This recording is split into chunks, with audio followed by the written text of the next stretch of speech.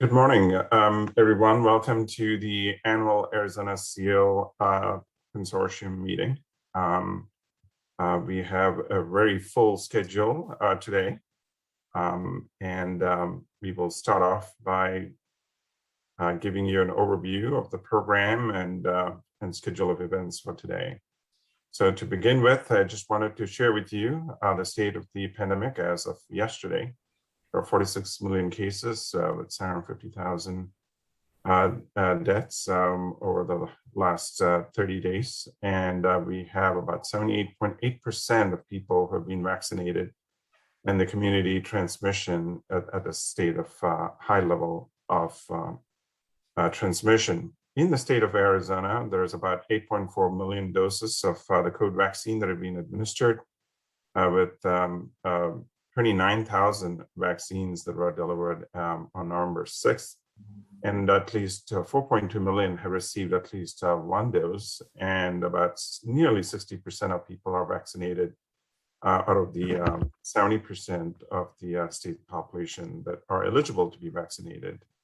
And so we see that the total number of people who are fully vaccinated is 3.8 million. So that is the state of the state, so to speak. And if we go to the next slide, this slide is very demonstrative of why we are here. There is a huge disproportion in the hospitalization by race and ethnicity, with the disproportionate amount of hospitalization and COVID-related deaths being borne by people of color, which includes American Indians and Alaskan Natives, non-Hispanic Blacks, and Hispanic or Latino populations, as compared to non-Hispanic Asian or Pacific Islanders or non-Hispanic whites, as this CDC slide shows. We go to the next slide. I wanted to say that I'm just absolutely delighted to be part of this amazing group with Chaik Devaney from Mayo Clinic, Sabrina Estrelli and her team from ASU, and Sam Sabo and her team from NAU, as well as AZ Chow, for rapidly mobilizing during the course of the pandemic in last August-September time period with over 30 collaborator and community-based organizations that we collaborated with.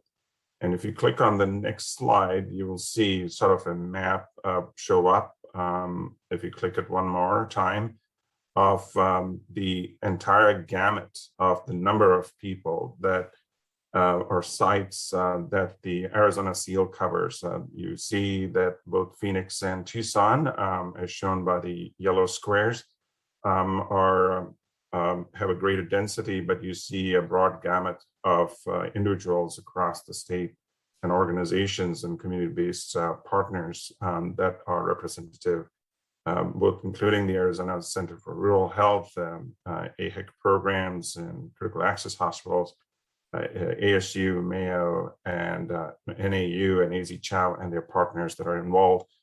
Over the course of this very short period, we've been able to not only benefit from the SEAL program support from National Heart, Lung, Blood Institute, but also we are participating now in the same Arizona-CEAL Consortium that you see today is also helping with the post-COVID or long COVID grant, where we are actually going to be assisting individuals who have suffered from COVID and suffering from post-COVID symptoms better understand the effect of social determinants of health and other variables on their outcomes. And this program and consortium is also harnessing support from the CDC through ADHS and AZCRH, the Arizona Center for Rural Health, as well as through the Office of Minority Health from Department of Health and Human Services to address health literacy, as well as promote provider-to-provider communication between urban and rural providers. We go to the next slide. It will say that the overarching goals here are to provide trustworthy science-based information through active community engagement and outreach to the people hardest hit by the COVID-19 pandemic, with the goal of building long-lasting partnerships, as well as improving diversity and inclusion in the research response to COVID-19.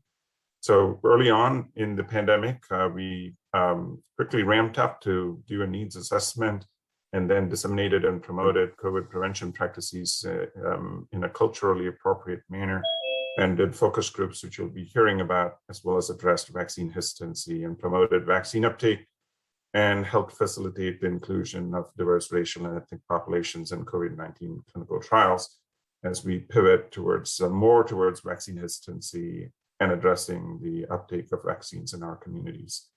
We go to the next slide. This gives you an overview of the program today. We're just delighted to have Professor Ricardo Muñoz join us, who will be kicking off with a keynote speech, and subsequently we'll have a break during which there is a videos that will be presented if you have the time to be able to attend and watch it. And as well as subsequently we'll have the mayor team presenting their great work. And subsequently we'll have a break again with videos during the intermission where you can take a break, but at the same time you can come back to watching some videos that have been generated by all our colleagues in this consortium. Subsequently, we'll have NAU and NIH-CEAL present, and finally, the University of Arizona will present its work during this period of time. So without much ado, I'm going to hop on to the next slide, which is Professor Ricardo Muñoz, who we're delighted to have with us. So is the Distinguished Professor of Clinical Psychology at Palo Alto University and Professor of Psychology Emeritus at the University of California, San Francisco, and adjunct clinical professor at Stanford University. He's also the co-chair of the steering committee for the SEAL nationwide program. And I did want to mention that the SEAL program recently won for both Dr. Alicia Perez-Dable and Gary Gibbons, the Service to America Medal, which is a prestigious award given to individuals who've done some major impact to the country. And Professor Muñoz immigrated from Peru to Mission District in San Francisco in 1961 at the age of 10. He did his undergraduate work at Stanford University and his doctorate at the University of Oregon in Eugene. He is currently Distinguished Professor of Clinical Psychology at Palo Alto University and Professor of Psychology Emeritus at UC San Francisco and Adjunct Clinical Professor at Stanford University. He was elected Fellow of the American Psychological Association in 1989, Fellow of the Association of Psychological Science in 1994 and in 2017, Fellow of the American Association for the Advancement of Science for distinguished contributions towards the prevention of major depression and the development of internet interventions to improve mental health worldwide. And today he'll be talking to us about COVID-19 and how it has magnified mental health disparities and how we could turn things around. And so without much ado, Professor Muñoz, I yield you the spotlight. Well, thank you very much. If you will allow me to screen share, I will begin my talk. It's a pleasure being with the Arizona SEAL Alliance. My title today is COVID-19 has magnified mental health disparities, how we could turn things around. And before continuing, I just want to make sure that you can all see my slides. Could you somehow... Yes, yes, you can see your slides. Okay, I'd like to begin by noting that these ideas are mine and do not necessarily represent the views of NIH or the SEAL Alliance. And I just want to disclose that I'm employed at Palo Alto University. I am compensated for my work as co-chair of the steering committee of SEAL, and I have developed some of the interventions that I'll be mentioning, but they're all available for downloading at no charge from my website, so I don't get any financial gain from them. The main points I want to cover are that we all know these things well. COVID has had greater impact in terms of infection and deaths in communities that already suffered from health disparities. That's why we're all in the SEAL Alliance. And we know the stress of COVID has also had greater impact on mental health in these communities. What I want to do today is to focus on what we can do about this. And I think we need to address these disparities now and going forward, even beyond the pandemic, by increasing access to prevention and treatment interventions, by increasing the number of providers, and by providing digital tools when access to providers is inadequate. And finally, by addressing social determinants of health. So the next three slides are courtesy of Dr. Sergio Aguilar Gagiola, who's a member of the California SEAL team. He has given several talks on the issue of mental health.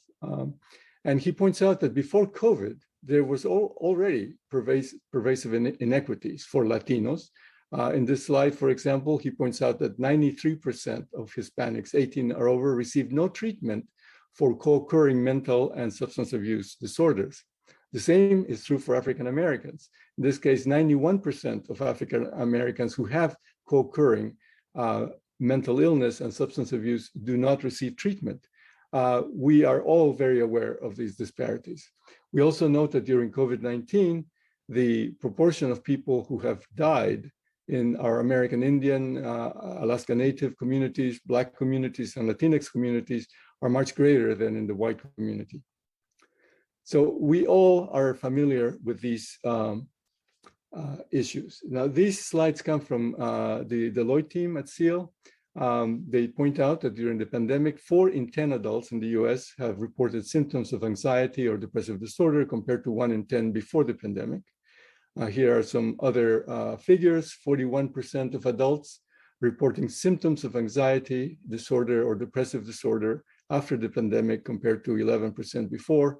And in terms of race and ethnicity, our Black and Latinx communities are showing many more symptoms of anxiety or depression than, for example, the non-Hispanic white community.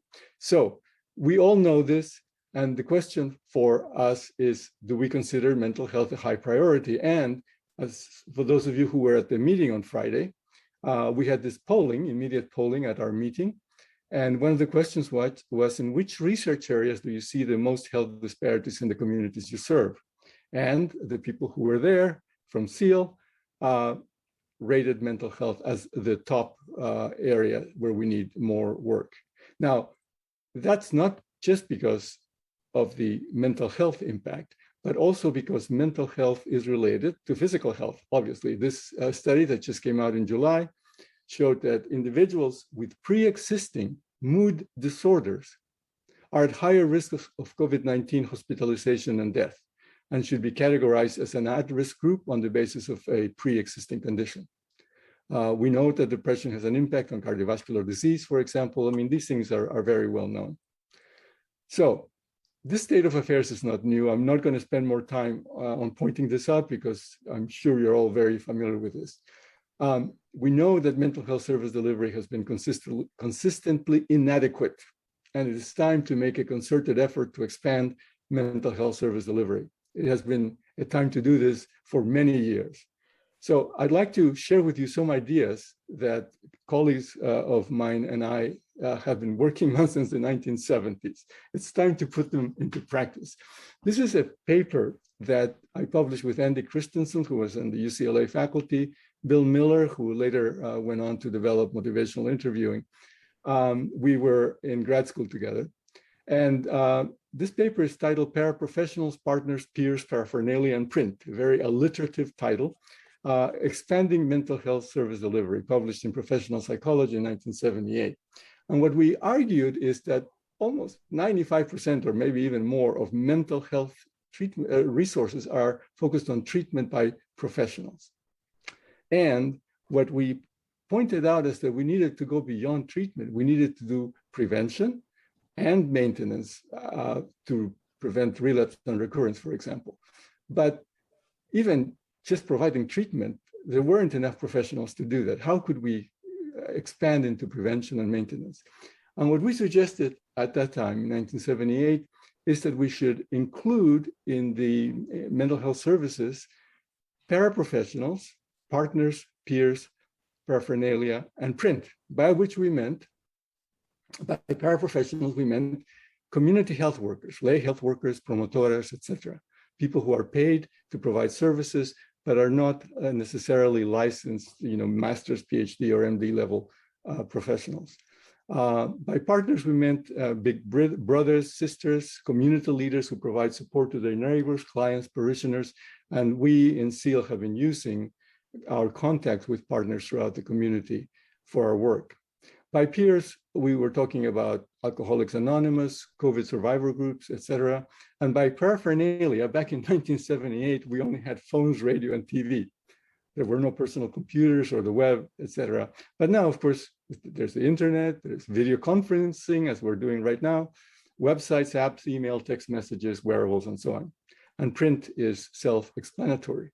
So let's focus on two goals: increasing access to mental health services and addressing the social determinants of health. And we can increase access by increasing the number of providers, including community health workers, and harnessing the power of psychology and behavioral sciences combined with technology, what we called back in 1978 paraphernalia. Okay, so how do we increase the number of providers? First, by preparing more licensed mental health professionals who will serve communities most in need. That's one of the reasons I joined Palo Alto University 10 years ago. We train 100 doctoral level psychologists a year. We graduate 100 a year, 70 in our PhD program and 30 in our combined Stanford Palo Alto University Consortium PsyD program. We also train mental health, master's level counselors and bachelor level community health workers. And secondly, we need to prepare community health workers to administer evidence-based prevention and treatment interventions that are generally administered only by licensed clinicians. Now, let me go back here just a second. The Arizona Community Health Workers Association, you're already ahead of the game. You're doing this already.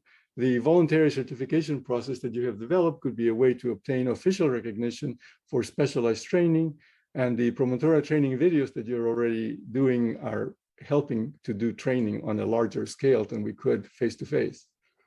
So I want to give a little bit of evidence for how lay health workers can actually provide evidence-based treatments effectively. And for that, I turned to some of our low-income countries. This paper published in JAMA in 2016 by Dixon Chibanda and his colleagues mentions that depression and anxiety are common mental disorders globally, but are rarely recognized or treated in low-income settings. And we have many low-income settings in the US, as we all know. And they suggest that task shifting of mental health care to lay health workers might decrease the treatment gap. And they in fact show that in this study in a randomized trial. What they do, let's see, here is how they did it. The friendship bench is what they talked about. A form of problem-solving therapy in which they train grandmothers in Zimbabwe to provide problem-solving therapy to people out in the parks around the community. And they found in a randomized controlled trial that these lay health workers were able to show reduced depressive symptoms. Now, Vikram Patel is doing the same kind of work in India. These are two papers published in The Lancet in 2016, one focusing on alcohol problems and the other one on severe depression, in which they utilized lay health workers, lay counselors in primary care settings to provide evidence-based treatments, and they found significant effectiveness for doing this. Closer to home, Kate Watkins, a psychiatrist at the Rand Corporation in California, published this article in 2011 in the Archives of General Psychiatry, titled An Effectiveness Trial of Group Cognitive Behavioral Therapy for Patients with Persistent Depressive Symptoms in Substance Abuse Treatment. It turns out that people in substance abuse treatment often do not have access to, for example, cognitive behavioral therapy for depression. So what Dr. Watkins tried to do is use an evidence-based intervention to provide treatment using substance abuse counselors, again, as the providers. And what she found is that the intervention, the cognitive behavioral intervention, did produce significantly greater effects in reduction of symptoms using this group manual here, which it's called the Bright CBT Depression Group Manual, which, by the way, is available in English, in Spanish, and in Chinese on my website, i4health.paloaltou.edu. All of these manuals, we have several manuals in many languages, and they're all available for downloading at no charge. The same study found that the patients who were, remember, substance abuse patients, actually reduced alcohol and problem substance consumption during the time of the trial. The intervention group did so much better than the comparison group. So these three studies are just some of the studies that show that lay health workers who are trained to provide evidence-based treatments can do so very effectively. We need to make available more of these providers. So again, in summary, lay health workers can effectively administer evidence-based behavioral health interventions, so we need to implement this knowledge. In addition, let's harness the power of behavioral health combined with technology. This line of work began actually with Eliseo Perez-Table, whom you all know. This was a study we called Tomando Control de su Vida, Taking Control of Your Life, which was a smoking cessation study, which we did in Spanish using print material, which we delivered via surface mail. And what we found is that a usual guide yielded about 10% quit rate, 3 and 6 months. But if we added a mood management intervention, behavioral activation, again, in a printed material, we could double the quit rate. And when I saw these findings, which we published in 1997, I thought to myself, you know, there's this newfangled thing called the World Wide Web that had just started in the early 1990s. And I thought, if we can do this through the mail using printed material, what if we use this new thing called the World Wide Web and see whether we could have the similar kind of impact? So we looked at the literature, and it turns out that the nicotine patch, which is one of the most used forms of smoking cessation, yields about 14 to 22% at 6 months, compared to 4 to 8% for placebo patches. Smoking cessation groups do slightly better, 24 to 27%. So could we do this? Could we yield comparable results? And so we developed this website in Spanish and English, which was available. Ideally, we wanted to do it for people around the San Francisco Bay Area, which is where we were working. And we found, in fact, that our best condition yielded 26% quit rates at 6 months and 20 and 21% quit rates at 12 months, using the missing equals smoking convention, which means that if we don't have data on a participant, we assume that they are smoking. So these are conservative estimates. And so we concluded that we are able to match the patch with an internet intervention. But the reach was really remarkable. We didn't reach just people in the San Francisco Bay Area. We reached people from San Francisco General Hospital, where I was located at the UCSF Department of Psychiatry. We reached people from all over the country. Every red dot here represents a zip code that has at least one visitor to our page. And this, again, was done in Spanish and English. But we were also reaching people all over the world. I was just amazed at how quickly we were able to get people, and this was done only in Spanish and English. Imagine if we had been doing this in other languages, you know, Chinese, Arabic, French, etc. It just would have been amazing. But just with Spanish and English, we were reaching people all over the world. So this led me to write this paper using evidence-based internet interventions to reduce health disparities worldwide.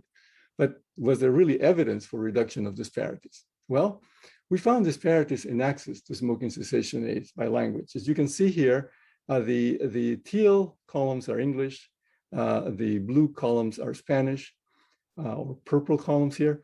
You can see English speakers were much more likely to have used the patch, the gum, or bupropion, which is an antidepressant that's used to help people stop smoking, than Spanish speakers. And Spanish speakers, 60% of them had used nothing before coming to our site, compared to 30% for English speakers.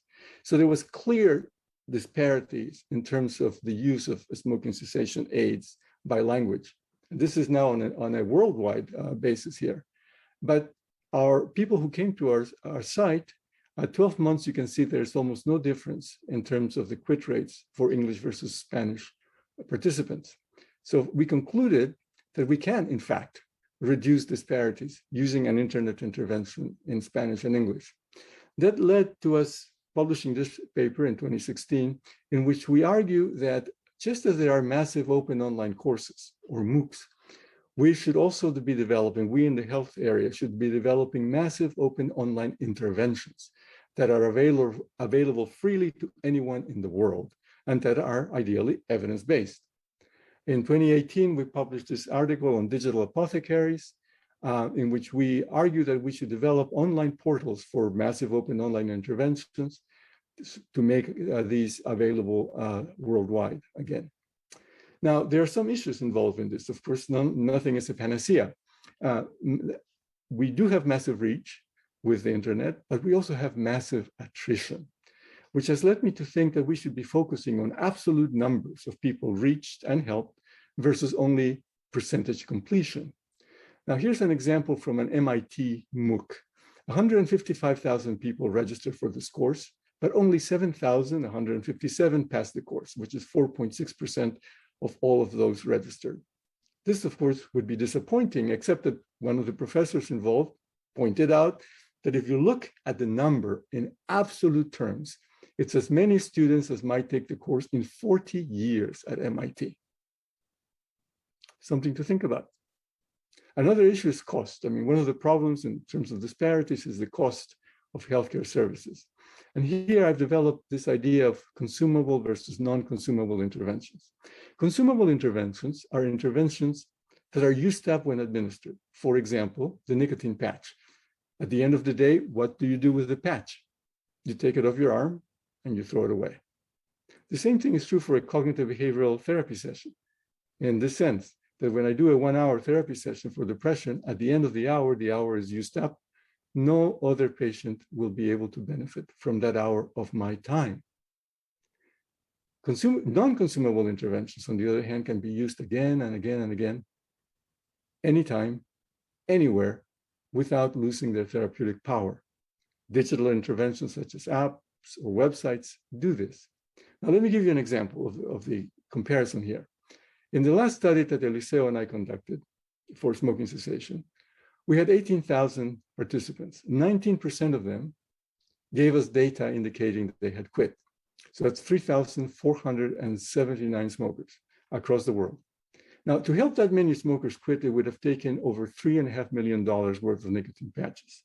We were able to do this in 2.5 years for about $200,000. And the way we did this is by keeping the research website that had been constructed with funds from a research project open after the randomized control trial ended. Now, you may ask, where did you get $3.5 million? Let's do the numbers. Nicotine patches cost $3 to $4 each. So in 7 days, assuming $3 per patch, $21. In 10 weeks, that would be $210.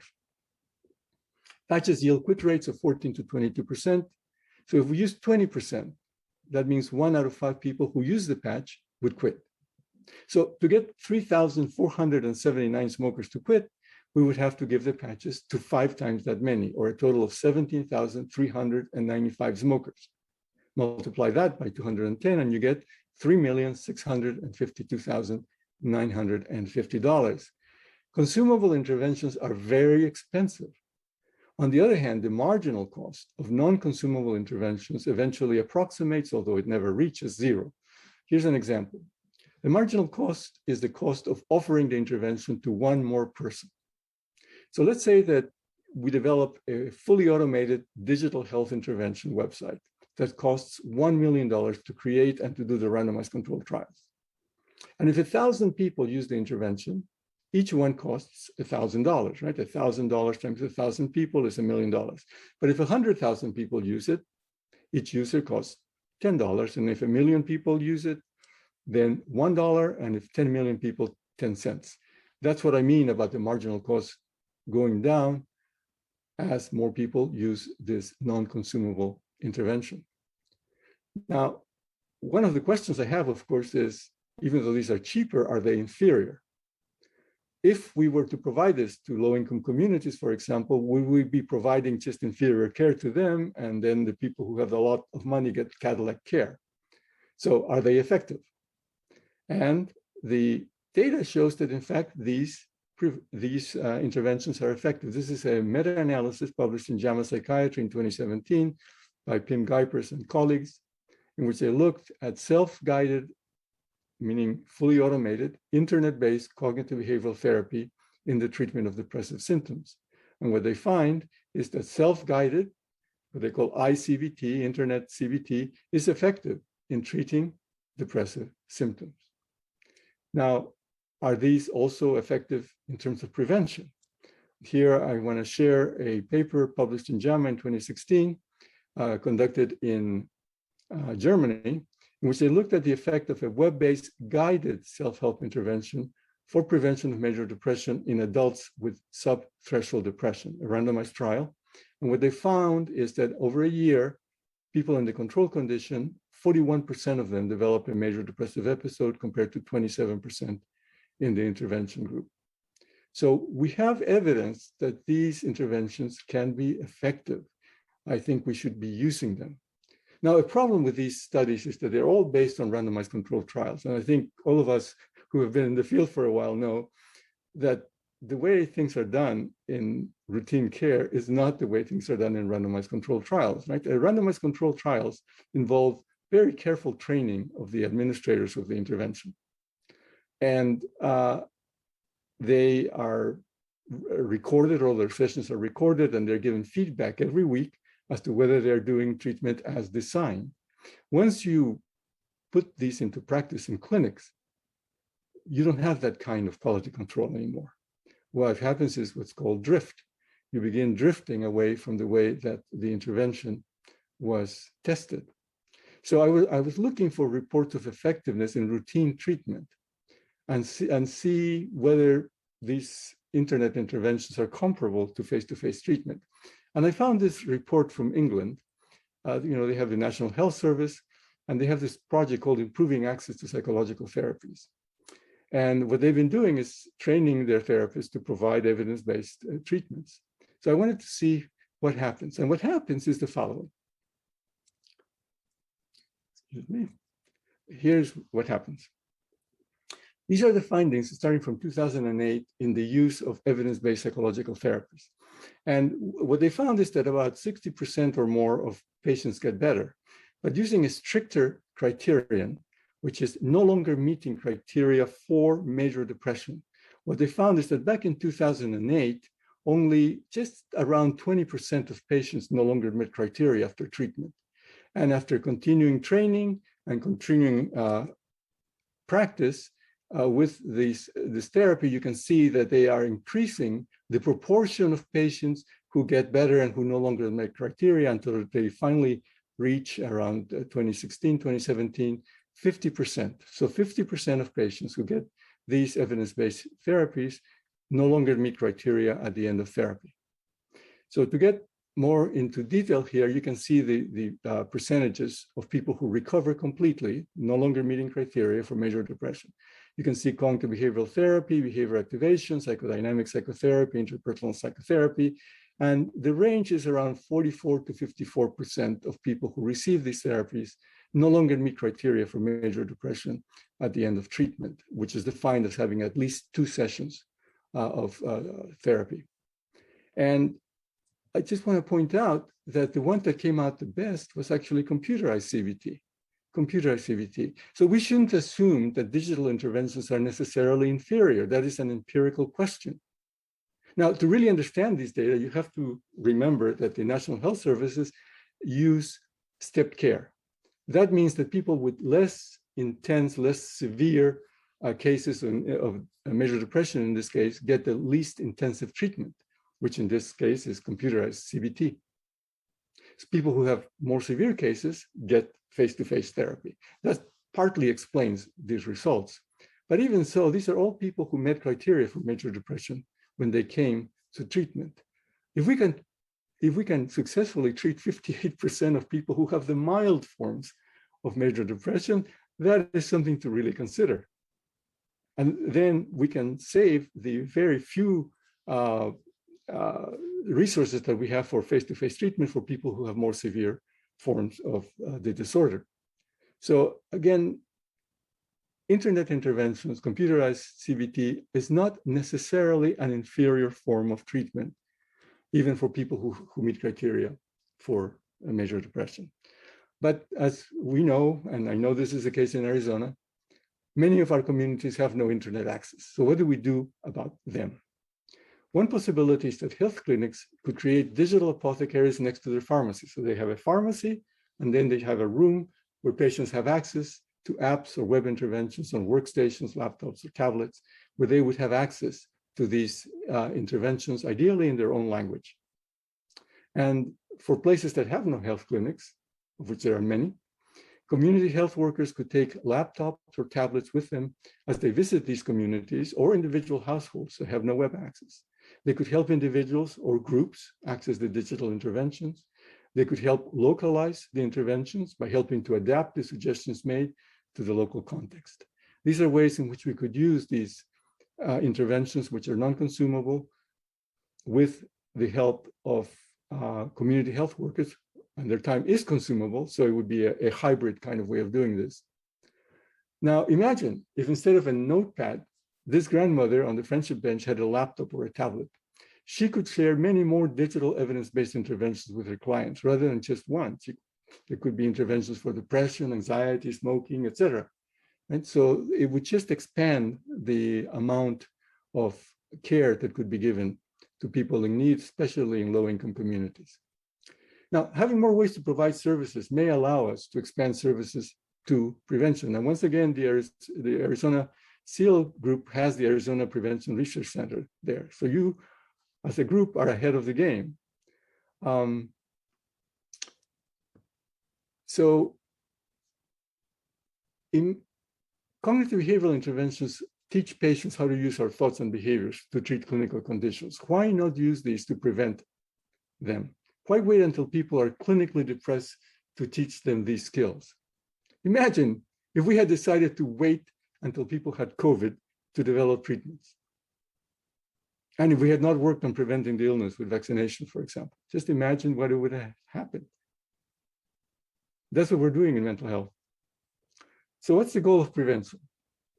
We all know we have ups and downs in terms of our mood, but sometimes we cross threshold into a serious depression, which requires treatment because of stress, such as COVID. We should also be providing preventive interventions so that people don't have to cross that threshold into a serious clinical depression. Now, I want to make 4 key points regarding prevention. I want to mention 2 major US reports on prevention that came out in 2019, and also share some evidence that we can prevent or treat 50% of cases of major depression. And that what we need is to implement these ideas and scale them up. And also we need to address the other 50% using addressing the social determinants of health. In 2019, the US Preventive Services Task Force published these recommendations in JAMA, in which they recommended that clinicians provide or refer pregnant and postpartum persons who are at increased risk of perinatal depression to counseling interventions. In an accompanying article on the same issue, they looked at the data for prevention of perinatal depression, and they identified 2 interventions, one based on interpersonal psychotherapy called the ROSE program, and one based on CBT called the Mothers and Babies program. And they found that both of these could reduce the incidence of major depressive episodes in pregnant persons by 50% or more. I was very happy to see this because it was our group that had developed the Mothers and Babies scores at San Francisco General Hospital. In 1997, Mimi Lay, who is now at George Washington University, came to do her postdoc with me, and we worked on this project together with many other people whose names are on the right here, to develop this Mothers and Babies scores. We did a pilot randomized controlled trial showing that for women at high risk, pregnant women at high risk, those in usual care, 25% of them developed a major depressive episode within a year, compared to 14% in the Mothers and Babies course, which was a cognitive behavioral mood management intervention. These are some of the people who were part of our first trial. And I want to point out that now these are being used many places. I want to share a little clip from this video of how they are being used in Kenya and Tanzania. And as I begin, please let me know if you can hear the audio. Can you hear the audio? Yes.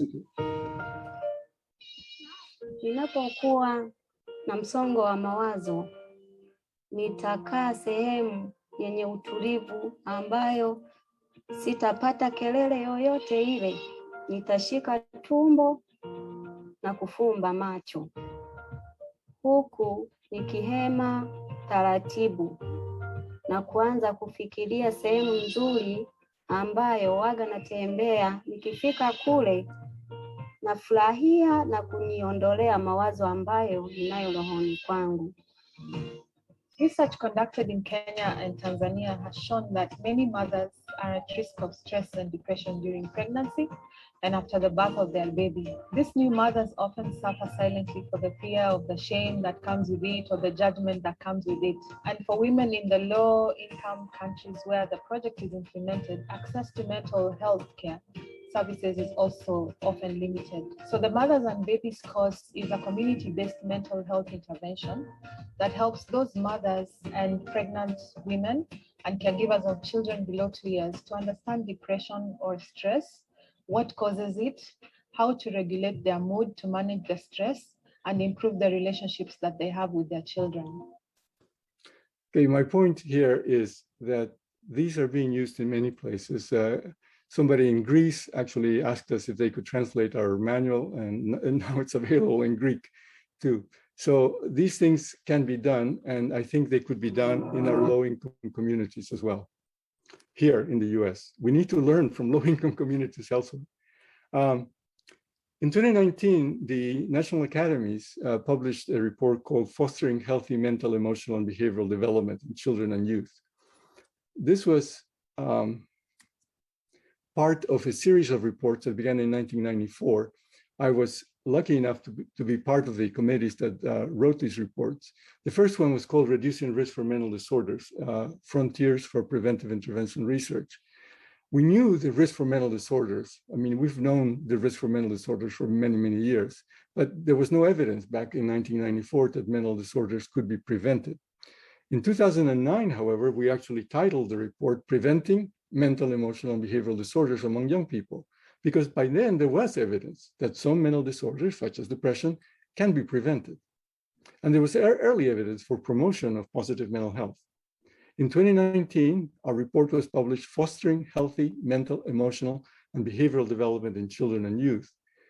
And there were many recommendations, but two of them were that we needed to implement what we know in terms of prevention and promotion, and we needed to scale up preventive interventions. So the first committee first defined this mental health intervention spectrum. There are three levels: prevention, treatment, and maintenance, similar to the paper we published back in '78. And the line of demarcation between prevention and treatment is the onset of a clinical disorder. In 2009, we added another slice to the pie here and added promotion as another area. By then, there was evidence that we could prevent some disorders. I was able to publish with Bill Beardsley from Harvard and Jan Laken this article in the American Psychologist, in which we now could assert that major depression, in fact, can be prevented.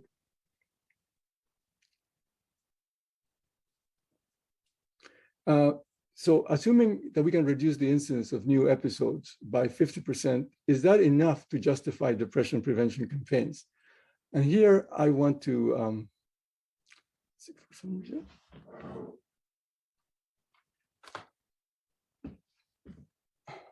let's see, here we go.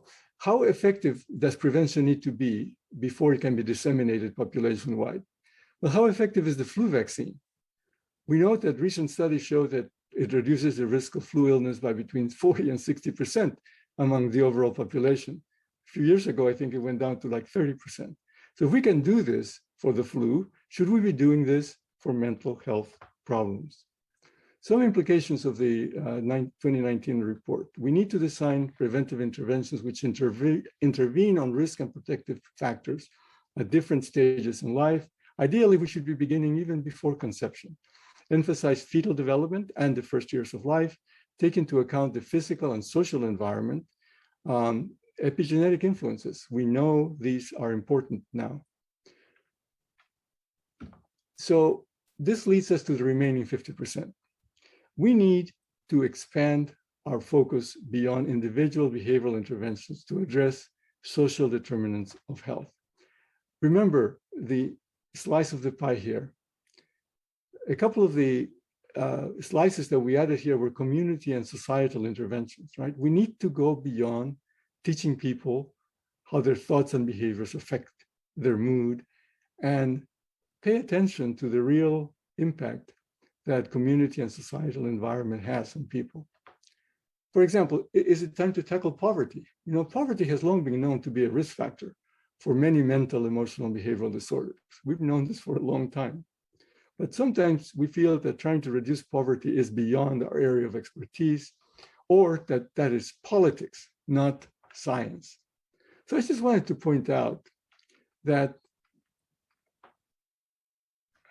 let's see here,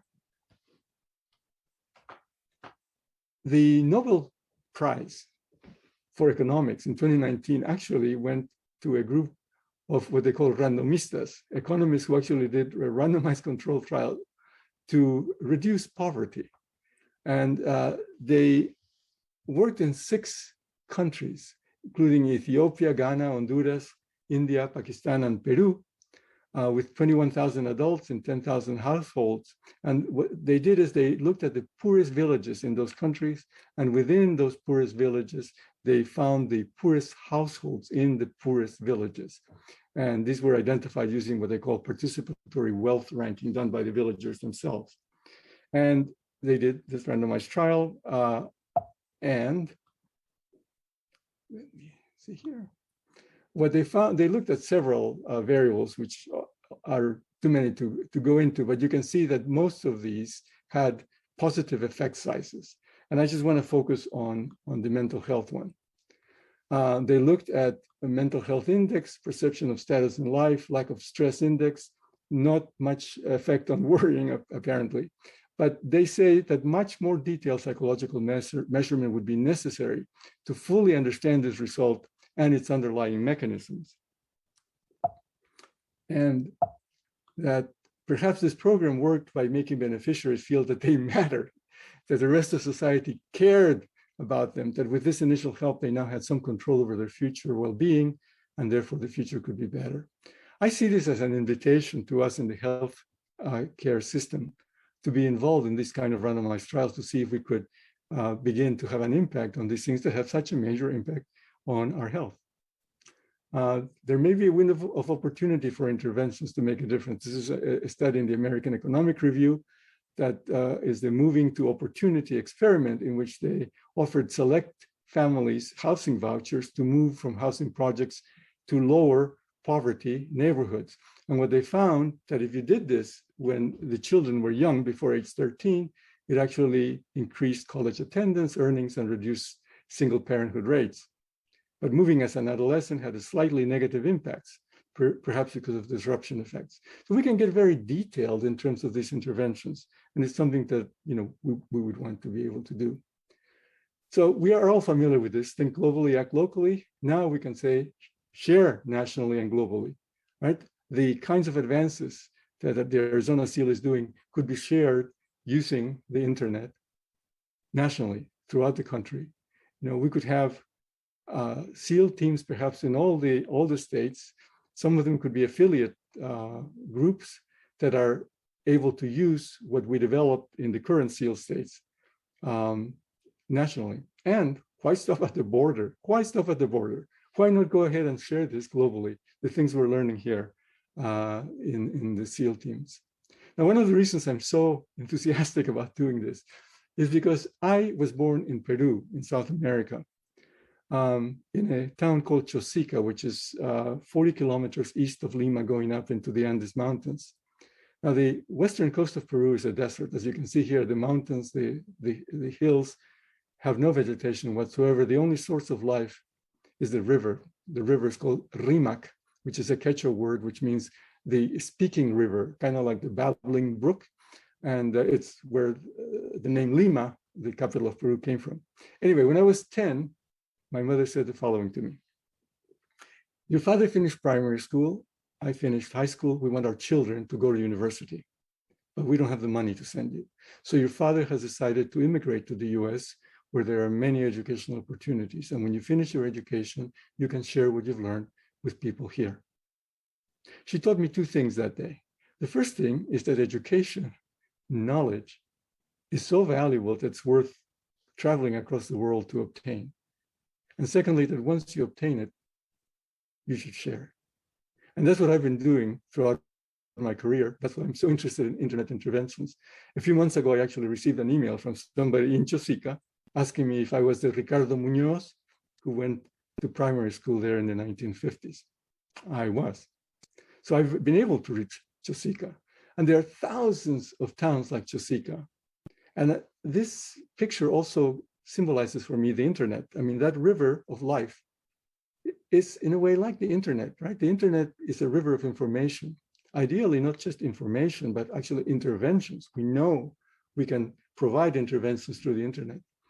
And by doing this, we could provide life-giving information to people in the thousands of towns like Chosica throughout the world, including within the US. And so my argument is that by increasing providers of evidence-based interventions and harnessing the power of technology to serve as many people as possible, we could reduce health disparities and contribute to making healthcare a universal human right. Thank you.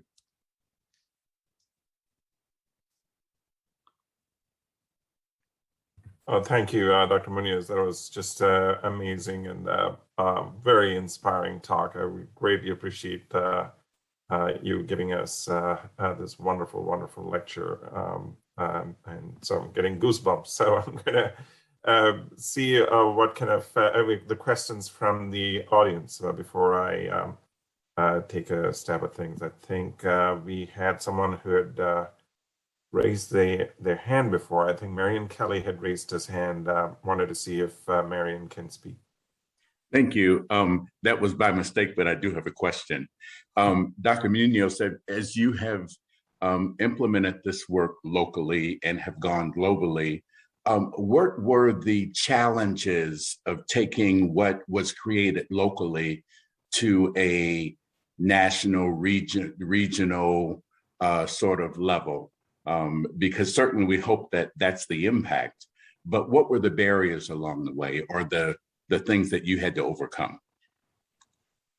Well, I think one of the things that was very beneficial to us was we were able to obtain a Google grant that allowed us to put up Google ads worldwide. If we had not been able to obtain that grant, we couldn't have done it. So the major obstacle is dissemination. How do you reach the people that you want to reach? That's probably the biggest problem. The next problem, of course, is how do you localize, how do you tailor-make interventions to the communities you want to reach? We were able to do this by focusing on English and Spanish. So if we had done it only in English, obviously we would not have been able to reach the Spanish-speaking world. But ideally, we should be doing this in many languages, right? I mean, I'm working with a group in Peru right now at one of the medical schools there. We're trying to develop stuff in not only in Spanish, but in Quechua, which is one of the indigenous languages in Peru. I just gave a talk in Paraguay Saturday, and I was contacted by people there who want to translate some of our manuals now into Guarani, which is a indigenous language that's spoken in Paraguay. I mean, ideally, we should be developing these things in many languages. And the way that we deal with this is everything on our website is available for downloading by anyone at no charge. But what we do ask is if anyone downloads it and translates it to another language or adapts it in any way, we ask them to let us post it on our website. So it's available at no charge to anybody else who speaks that language or for that particular population, when it's adapted. So tailor-making, adapting the things to different populations is an issue. Now, this is a concern for me, obviously. I mean, if when our biggest client in English is India. Why? Because there's so many people in India who speak English too. So I don't know anything about India. And there's this sense of, am I doing something wrong by providing something to a cultural group that I know nothing about? I mean, this is a concern for me. And the way that I try to assuage a little bit of my feeling of guilt is the following. When you see these blockbuster movies, like Star Wars, Star Trek, all these things, they go all over the world. And they're starting to do this now a little bit in China, but most of the time, they don't produce different forms of the movie, they just put out the movie out there, and it becomes a blockbuster all over the world. So somehow, I think if you can create interventions that are human interventions, people will feel some sense of identity with those interventions. And I think that's what we need to do to begin with. Ideally, we should be doing randomized controlled trials on every language and on every subculture in the world. I can't. None of us can. I think one of the quotes that I really like is, one of the biggest mistakes you can make is to do nothing, because you can do only a little. Do what you can.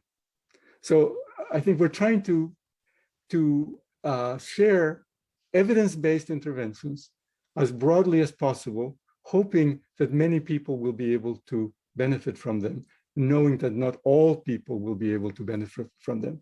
I mean, even in randomized controlled trials, not everybody gets better, right? I mean, it's only some percentage of the people. So I'm happy with helping large numbers of people, even if it's a small percentage of all the people we reach. Wonderful. I think we can use that quote from you, and that is so true. One person at a time. And so very well said. Cheikh Debeni had a question. Cheikh, did you want to ask the question, or do you want me to read off of the chat? Either way, Ricardo, it's great that you're able to make the time to come and speak with us. This is inspiring, but also, I guess, reminds us of the challenge we have to meet the mental health need that is multiplied many-fold as a result of the COVID pandemic. And again, to your points, the challenge of getting the benefits of interventions, what we know works, to people who need it the most, remains part of challenge. And especially in Africa, if we think about COPC that was started in South Africa, a community-oriented primary care model. And you talked about the role that we can, it's like midwives in Africa, and the role that we can have of community health workers. But as you know, the challenge has been the workforce. And we are hearing from community partners now that two things. So one is mental health, the second is workforce, right? And then the third, if we kind of go there from the beginning of the pandemic to now, is digital divide, all of which you touched on. So I just wanted to kind of hear your thoughts. I know you talked about it a lot as part of your presentation, looking at what I see as a trifecta of things that sort of coming together. If we don't solve the mental health problem, it's one of the biggest challenges we have globally before, and now it's even worse. But then we have these other things that are working against us. We don't have enough providers for mental health. We have tried to hire CHWs and we haven't succeeded. And so as we try to think about how we leverage them for this role, I'm a little bit scared of bumping into the same thing, which is that we want to be able to leverage them at the community level to do the work, and yet maybe we won't have enough of them to train and activate to address this. And then there's digital divide if we wanted to use that. So I guess it's sort of these three things in my mind run together. Just full disclosure, around the National Center for Integrated Behavioral Health and Primary Care. And we've sort of had to wrestle with these things from the policy level to see how we can help address them. So just your thoughts on that. Okay, first of all, the fact of the gap, the delivery gap, there are studies showing that it takes like 17 years for something, that has been found somewhere to actually be used routinely. So I think we need to be aware of that. I think the beautiful thing about SEAL is that we had to move really quickly. I mean, we didn't know how to do many of the things that we have had to learn. And I'm hoping that SEAL will not end when COVID dies down, but that we will be able to continue using the SEAL strategies for other health problems. And mental health is just one of many, of course. The second one about hiring more community health workers. I think part of what we need to do is begin paying them properly, right? I mean, I think part of the problem is that we don't pay our community health workers enough. And I think the idea of training community health workers to be able to provide, for example, cognitive behavioral therapy for depression, right? I mean, once they get that certification, they should get an increase in pay for being able to do that. I mean, that seems to me just social justice, but it also, I think, would increase the likelihood that we would be able to attract more people to the field. And there are many people, I think, who want to help their communities, but they need to feel that they are respected and that they're paid properly for the work that they're doing. The third one, the digital divide, that is a major problem. However, when I began doing this work back in 1997, we could only reach 1.7% of the world's population. This year, we can reach 66% of the world's population. It's amazing that we can reach 2 out of 3 people in the world now. Now, the ones we can't reach, of course, are the people with the lowest income, the lowest education. And for that, I had that slide in which I said, we need to have clinics that serve low-income communities, have a room, just like you have a pharmacy, they should have a room that has access, provides access to their patients to digital interventions. And community health workers who can go to places that have no clinics, with laptops, with pads, so that they can share these interventions that have been developed and tested that are evidence-based, and ideally in many languages, so that they can actually take them to places where there are no, where there is no web access. So those are the thoughts I have about those issues. Yeah, great. Thank you. We have a question from Dr. Francisco Moreno, and then Kim Russell, and then Nirav Merchant. So Francisco. Thank you. Thanks, Sai. And also thank you, Dr. Muñoz, for a very inspiring talk. A couple of things, to keep going with, I wanted to make a quick comment to keep going with the idea of the blockbusters being successful worldwide. As a Spanish speaker myself, I know that, some of the big blockbusters, we get a choice to hear them in Spanish, but we don't only get a choice to hear them in Spanish. As a Mexican, sometimes I select the Mexican Spanish as opposed to the Spaniard Spanish or some other version. And for some movies, there's a very dramatic difference in the delivery and the content. There's a lot of sort of cultural sort of modifications that will take place. And I will tell you that, raising kids, some of my best Disney classics were the ones that were sung also in Spanish. The jokes sometimes were different, the characters were different and very different in some of the different languages. So kind of building from that, often starting with why is a really good idea. Mental health is a big deal, but it's also an issue that is sort of clouded by stigma and a lot of self-stigma and other external and social discrimination and stigma associated with it. As we're living with COVID and having some very serious challenges for the community to accept the need to prevent COVID, which we know is killing people and it's infecting people and it's affecting the economy and it's affecting us in so many other ways. What challenges do you anticipate at working with our communities to embrace the prevention of depression or anxiety or mental health conditions or substance use disorders when the reactions individuals may have to the perception of mental illness may be perhaps even less inspiring than the inspirations to be doing something to prevent COVID? Good questions. Let me begin with the first one, which is the issue again of localization in terms of language. You're right. I mean, there are things, I'm from Peru. There are things we say in Peru that if you say them in Chile would be insults, right? You can't say some words in Chile that you say in Peru like nothing. So I'm very aware of that. What I remind myself of is that, we have Univision and Telemundo, for example, that go all over Latin America, and they use what's called broadcast Spanish.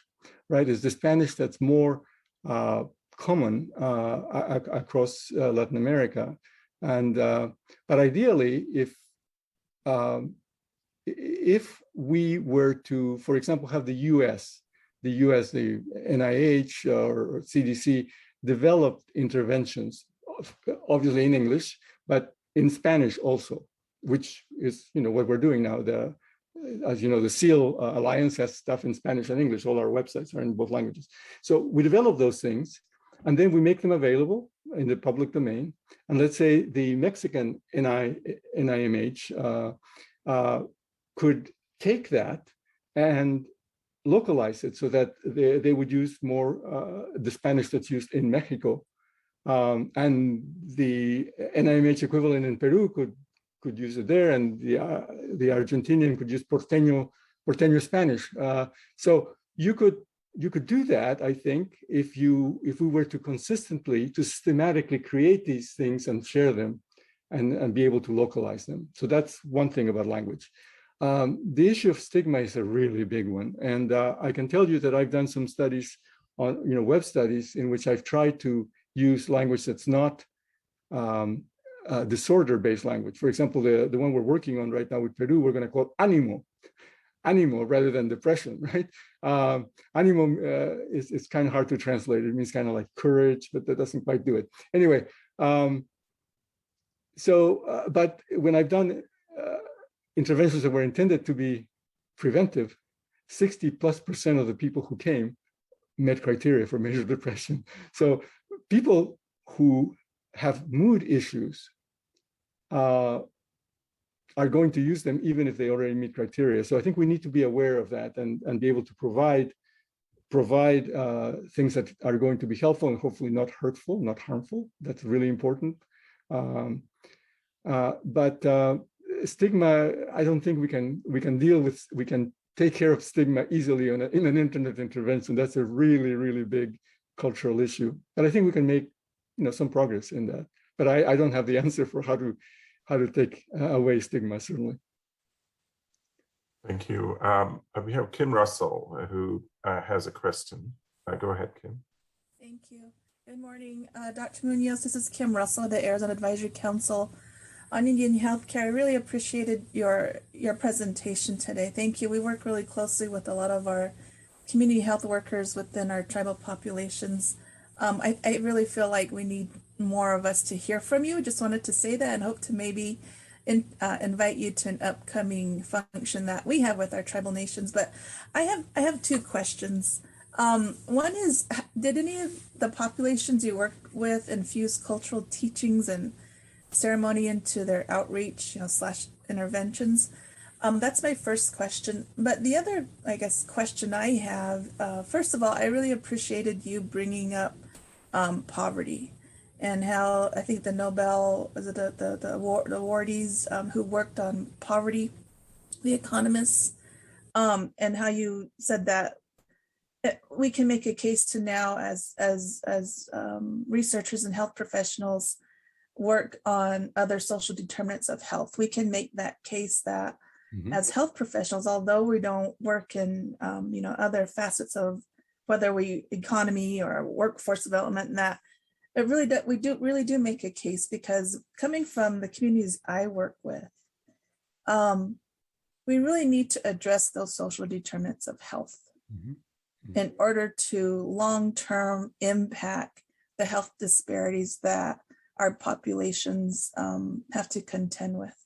So my question in regards to social determinants of health is, how can we, as I think most of us on the call are probably from a healthcare background, how can we continue to bring up those conversations and recommendations and strategies to address also impacting social determinants of health? My fear is that once COVID isn't the latest, epidemic we're having to deal with, and hopefully that's enough really soon, we're still going to have communities that are having that are still in poverty, that still have low educational attainment levels. The whole thing that we know of and that we speak to all the time.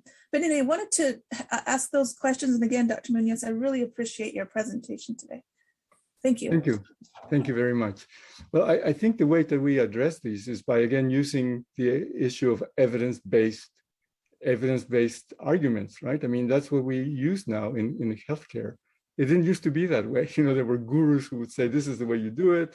And then, if you were trained by that guru, you did it that way and so on. I mean, but now we are saying we've got to look at the evidence. And the evidence is very clear. I mean, it's been clear for a long, long time about the impact of poverty, certainly, and many other issues. I mean, racism, certainly, we know racism is a health issue, and we have data to show that. So let's use the data to make the argument for why we need to do that. And then we will need to do kind of multidisciplinary work, certainly with economists, like the ones I mentioned, but also with people who are policymakers. I mean, there are studies right now, for example, on minimum income programs, right? That, I mean, we should be doing those very carefully so that we can actually tell whether we can attribute change, ideally positive change, to the implementation of these minimum income studies. That's one possibility. I think we need to get together with people who have the ability to actually have an impact on this, but do it from a health perspective. I think we could try to argue with NIH that we need some funding to actually test whether we can change health issues by dealing with economic issues. Great, thank you. Next we have Nirav Merchant. Nirav, did you want to ask your question? Sure. Thank you, Dr. Muñoz. I come from the sort of aspect of building internet-based technologies, so that's sort of my background. And hearing what you've done is genuinely excites me of where you've taken things. So the question I have for you is, what are sort of the internet technologies or innovations that you feel are missing that would accelerate these projects even further? So if somebody gave you a magic wand and said, Dr. Muñoz, wave it and it'll happen, what would that be? Well, first, I think we need platforms that can be used by healthcare providers rather than programmers. At Palo Alto University, we're using Qualtrics, which I'm sure you're all familiar with Qualtrics by now. But one of our faculty members, Dr. Jan Lakin, has taken it upon himself to push the envelope of Qualtrics to the limit so that we can now use Qualtrics to actually present interventions. Qualtrics is a web-based survey platform. It's supposed to be for surveys. So he's tweaked it so many ways that now we're able to actually use it to create interventions, to deliver the interventions, and then using the web survey part of the program to be able to get data, pre-post data, et cetera. One of our colleagues, Dr. Blanca Pineda, just recently, in the last couple of weeks, developed a way within Qualtrics to actually see when a video begins to be used, how many seconds the video is used, and whether the video is seen all the way to the end. But we're having to do this. I mean, we're kind of a cottage industry, using something that's available. It's because Palo Alto University has it as an enterprise license. We don't have to pay for the use of Qualtrics, but we have to spend hours and hours of time to try to get it to do the things we can with that. So magic wand, I would love to have a platform that would allow us to create apps, and that would be in the public domain, that would allow us to create apps like we use PowerPoint or Word, so that any of us who has developed an intervention in any language that, that's relevant to our communities could actually create that intervention with this platform at no charge to us. So it doesn't cost us something to use the platform, and that it would have unlimited participant access. That is, we could have as many people as possible use it without additional charges. That's what would make a non-consumable intervention actually come as close to zero per person as we could. So that would be my first thing. The other would be to be able to have resources for translating materials, for our communities. We have so many languages in the US, and of course, even more throughout the world. And also to different age groups. I mean, the stuff I do, I'm 71 years old. I mean, 14-year-olds are not going to necessarily relate to how I say things, right?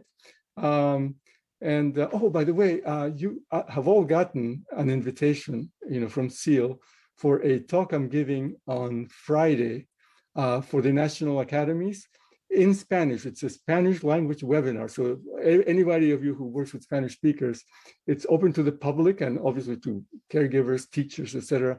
We have this website now, and in the National Academies webpage to provide cognitive behavioral mood management interventions for children and youth. It's available in English and in Spanish, and it teaches things like deep breathing, mindfulness, behavioral activation, cognitive interventions in really brief videos, animated videos, about 5 minutes each. And we had a group of expert panels that put this together with funding from the CDC and done by the National Academies. And I invite you all, if you haven't seen that email, please look at it. There's a link to register for the webinar. It's free, obviously, and all these things, of course, are free and in the public domain. So those are the kinds of things we should be doing. Massive, open, online interventions that are open to anybody at no charge. That is very inspiring. And just a quick comment for you, the technology for what's called low code and no code environments, it's still very early, it's coming on. And this allows people who are not programmers to wire things up much like Lego blocks and build complex applications that can be then deployed on mobile or on web. And so you've started seeing that. And in case your university has Office 365, the Microsoft license, yes. Some of that is getting bundled. It comes under the category of Power Apps. And so if you are interested, drop me a note. I will be happy to talk to you about it. And the last thing I'll say is I did not fully appreciate the nuances in the Spanish language, even though living in Tucson. And when we were doing a project, I got something translated by one of our cores where they deal with health data. And when I gave it to a colleague, they turned around to me and said, "This is the person from Southern California that has translated this, and nobody in Nogales is going to appreciate this." I'm like, "How do you know this was done?" So I turned around and asked my colleague, "Who translated this?" This was a student from San Diego, a Spanish-speaking student who had translated it. So long story short, I took this question to my colleagues who do computational linguistics and natural language processing, and he talked to me about his project where they're trying to map over nuances between different conversations and languages, and how do you generalize changing one content to another dialect. And so that is a heavy area of research. I'm hoping in the next few years that automation comes to play and we can easily translate. So again, thank you for those two things. I know you had one magic wand, but I'm happy to take two. Well, I mean, all of those who speak English know that you can tell somebody from Australia from somebody from London, right? Or somebody from Boston from somebody from Texas. I mean, English is not monolithic either. I mean, any language has localization. Absolutely right. Thank you. Wonderful. We have a last question from Gilberto Lopez, and then we'll go to break. Gilberto. Hi, Dr. Muñoz. Thank you for being here. I'm part of here the Arizona SEAL team with ASU. My question comes kind of from my frustration with some of the projects that we've been trying to launch, and the lack of maybe confidence from institutions like NIH or funders who see projects like the ones we're launching. I'm talking about using the arts and the humanities in combination with the sciences and the social sciences to create campaigns that get information to the community. It's done well. We feel that our campaign is done well. And I'm talking with regards to funding. What does it take to get institutions like the NIH to believe more in these types of campaigns that might not be as positivist and as hard science as maybe NIH is used to historically, yet these are campaigns that we see are effective in getting messages out to communities of color. We have ours here, COVID Latino. There's one out of New York using hip hop. There's one out of Los Angeles for Native American communities. So that is my question, you know, how can we make this type of work more legitimate in the eyes of NIH and the powers that be that decide what gets funded? Thank you. Well, that is an impossible question to answer, but I'm going to give it a try anyway. Why not, right? Well, first of all, you know, NIH and all these funding agencies are very conservative, right? I mean, they are going to do what they've been doing for the past whatever years. I remember when I first turned in my first prevention trial grant, one of the reviewers of the grant, you know, in the grant I was saying I was going to screen for depression, and of course, people who met criteria for depression would not be eligible for the study, right? Because if you're doing a prevention study, everybody who is in this trial can't have the thing you're trying to prevent, right? Duh. Well, one of the reviewers, NIH reviewers, said, why is he excluding all the people who meet criteria for major depression? I mean, obviously, you know, this person did not understand the idea of prevention. I mean, something like that. But so even in something that, to me, simple, you know, you get this. So one of the things you need to do is get reviewers who are part of the work that you are doing. We need to have more reviewers who have been doing work with populations, with local populations, using art and so on, so that they can understand the importance and the legitimacy of this. If you have reviewers, none of whom knows this, they are going to rate your grant very low. So we need to have more of us there, basically. That's the bottom line, I think. Well said. Dr. Muñoz, I'm going to bring it to a close here. I think this is wonderful for many reasons. One, I wanted to say is thanks for such an inspiring talk. Two is thanks for sharing your life story, because it's very inspirational hearing what you said this morning for us. And thirdly, for giving us, being very succinct and to the point, and entertaining all of these rich tapestry of questions that's coming at you, because it's been very revealing to us. So thanks so much for your great presentation. I hope you can stay on to attend the rest of the meeting, and as your time permits, and much appreciated. I plan to stay on, and I want to thank you for the invitation. I have really enjoyed it. Thank you very much. Thank you. I'm going to hand it off to Adam Berryhill, who will share with you what the plan is here. We have a short break. So, Adam. Hi, thank you again, Dr. Muñoz, for joining us this morning. I loved your presentation. I'm going to share my screen here. Going into the break, I'm going to play for the next 8 or so minutes a series of interviews we did with local physicians regarding the new vaccine that came out, or new at the time that we recorded these videos, which we then used as a 30-second local TV ad for the study. But this is about a 20-minute video, but we have about 7 minutes left. So I'll come back just before 9:30 where we roll into the ASU presentation. And let me just make sure that I have my audio shared. Can you all hear this once it starts? Are we not able to hear the audio? Oh, okay, let me quickly. And we will do. So we have a break until 9:30 for the next 7 minutes. A brief bio break. Is that right, Adam? Yes. Okay. And I'm going to, I had this up earlier. I apologize, everyone. System, how about this now?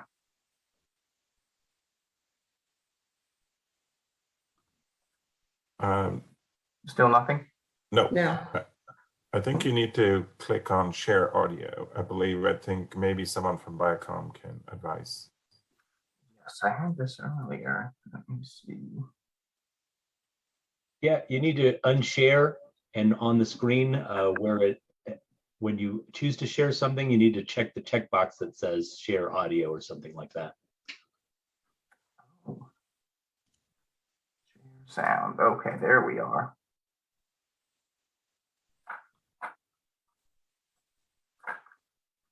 All right.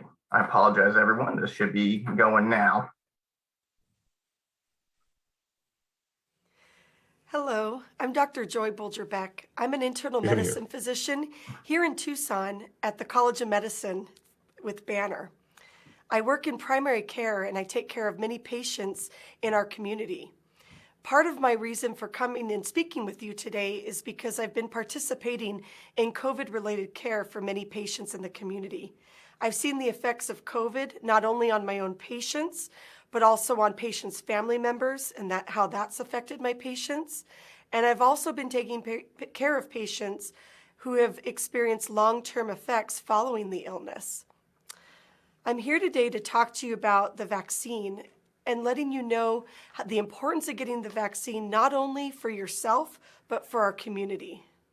This vaccine is very safe. In fact, it's undergone more safety testing than other vaccines in history. It's quite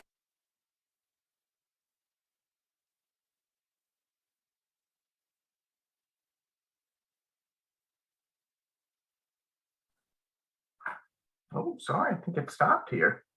Let me try to.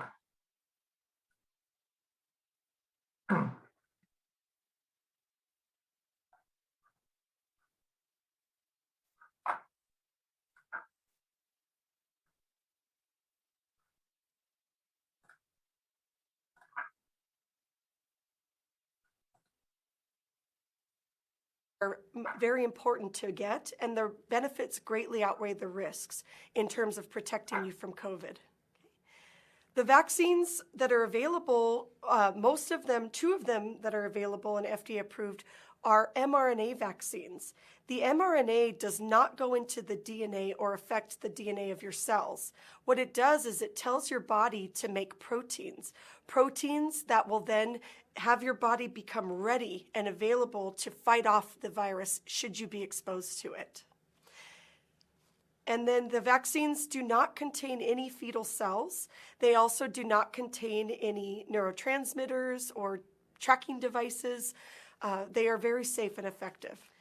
Many people don't experience side effects from the vaccine. Those that do, the most common side effect is like what we see with many vaccines, which is where your body is showing signs that it's working to produce immunity so that you can fight off this infection. Most commonly, you might get a sore arm, maybe some pain or swelling at the vaccine site. Some people also experience body aches, maybe fevers or headache for a couple days, and that thankfully wears off after a couple days. These vaccines are very safe for the community. Our community in Tucson was hit very hard with coronavirus 19. And at this point in time, I can tell you the benefits far outweigh any potential risks with these vaccines, especially when you look at the virus itself and its potential risks.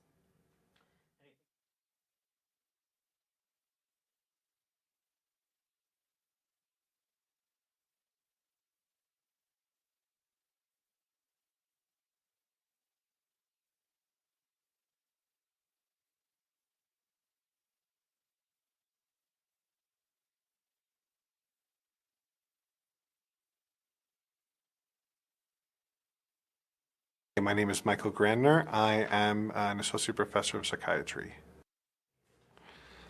It's really important to be vaccinated. That's how we're going to be able to resume our lives as close to normal as we can. This is how we're going to be able to go places and be places together and be safe doing so. According to all the research and reading that I've done, it seems that the vaccine is quite safe. I've taken it. It's been working well for me. Everyone I know who's taken it has done fine as well. It's hard to know exactly how long the vaccine will last. It seems to last at least for months, if not years, and maybe even longer.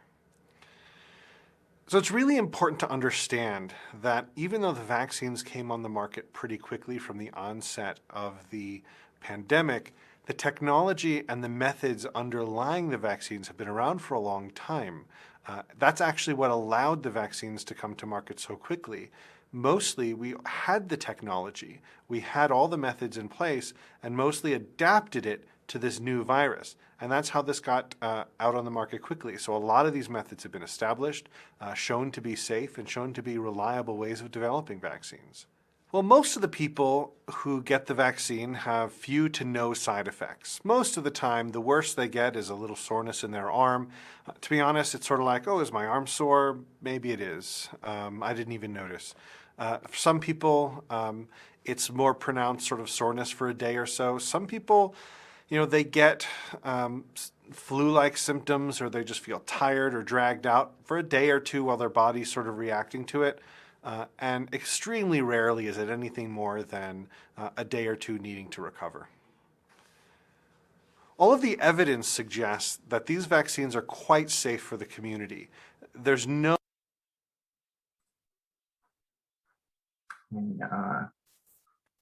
Stop share and come back from the break, everyone. Let me share my screen with the slides on here. All right, well, I want to, as long as everyone can hear me and there's no other audio issues, I'd like to introduce the ASU multiple PI, Dr. Sabrina Osterly, who is an associate professor in the School of Social Work and the director of the Southwest Interdisciplinary Research Center and the Watts College of Public Service and Communications at the University of Arizona. So I will hand it over to Dr. Osterly and her team. Thank you, Adam. Well, good morning, everyone. I'm delighted to be here and share with you a little bit about the work we've been doing. And since we're a consortium, as you know, the various partners have had different kind of tasks, and our team would love to share with you what we have been up to at ASU. So as you know, the SEAL work uses community engaged research to understand vaccine hesitancy among communities in Arizona disproportionately affected by COVID-19. Next slide. Here you see our research team, and you will in fact hear from many of us during this presentation, because as you know, it takes a village to do this, this amazing work. And we wanted to make sure you could actually hear the various voices and actors that have been part of this amazing team. My name is Dr. Sabrina Osterly. I'm the principal investigator and one of the MPIs of the overall SEAL team. And you'll hear from several of the other partners throughout. Next slide. So as you know, the overall objective of our project is to conduct community engaged research and outreach to increase COVID-19 awareness and education among communities in Arizona disproportionately affected by COVID-19. And we want to reduce misinformation and medical mistrust. What we have been focused on are the Arizona communities listed here: Hispanic and Latinx communities, American Indian, Alaska Native, and African American and Black communities throughout Arizona. Next slide. More specifically, what the ASU team has focused on is to understand experiences, concerns, needs, and misconceptions regarding COVID-19 vaccines, but also medical mistrust more broadly.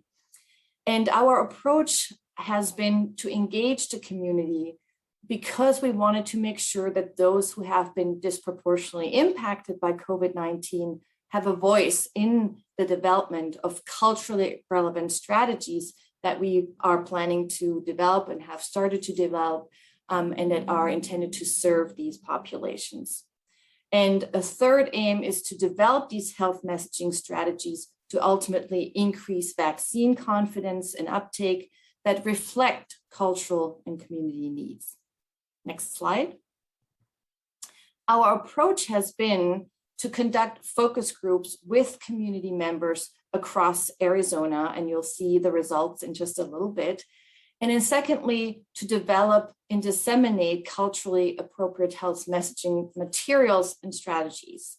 And we have been doing this work in collaboration with a community task force that you will hear about a little bit more later on, but also a Phoenix-based PR firm, Davidson and Beluso. One of the first things we did in collaboration with Davidson and Beluso was to create some branding and some imaging and a logo. Next slide, please.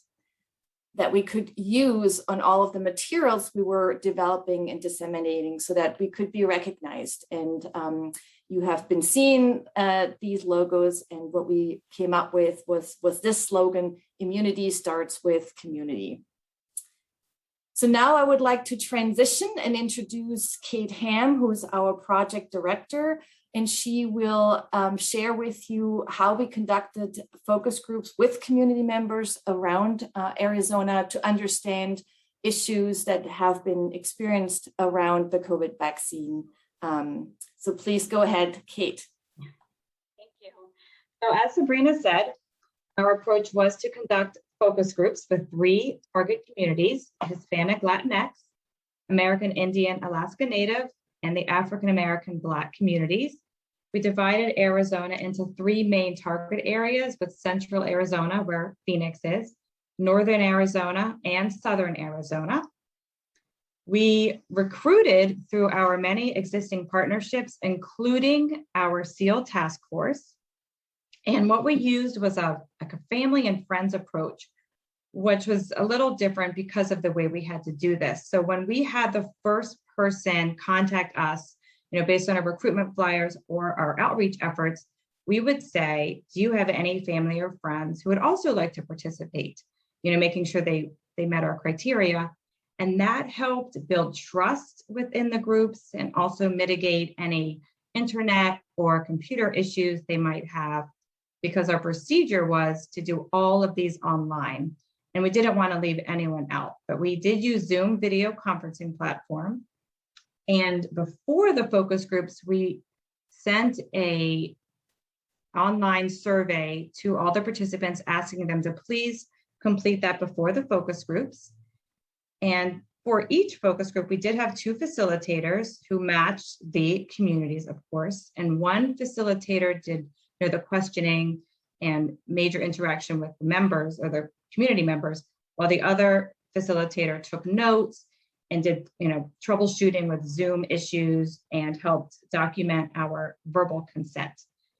At the end of each focus group, each participant did receive a $45 e-gift card.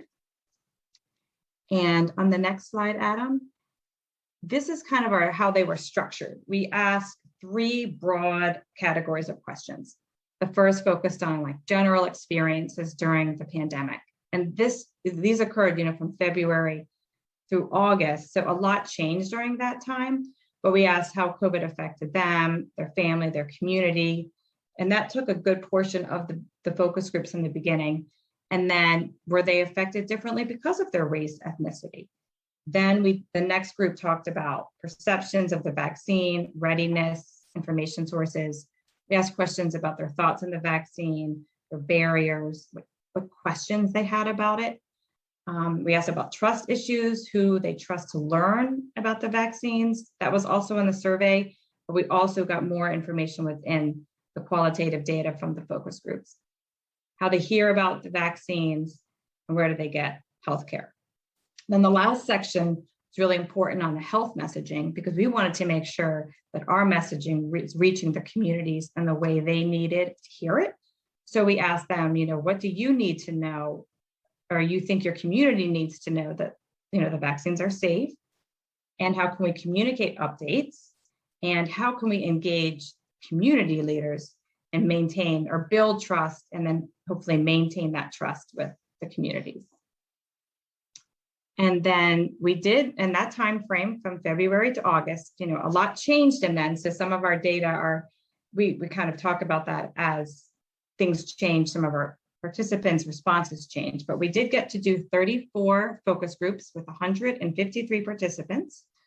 We did 14 with Hispanic Latinx communities, 9 in English, 5 in Spanish. We did 10 with the American Indian population and 10 with African American Black. And it's also important to note that our facilitators, matched the community groups that they were doing the focus groups with. We had an average of 2 to 9 people per focus group, but our average was 4. And we also found that on Zoom, the ideal group size was about 4 to 6 people. So everyone had a chance to participate and to also feel safe within that structure, because it is a lot different doing a focus group online, than in person.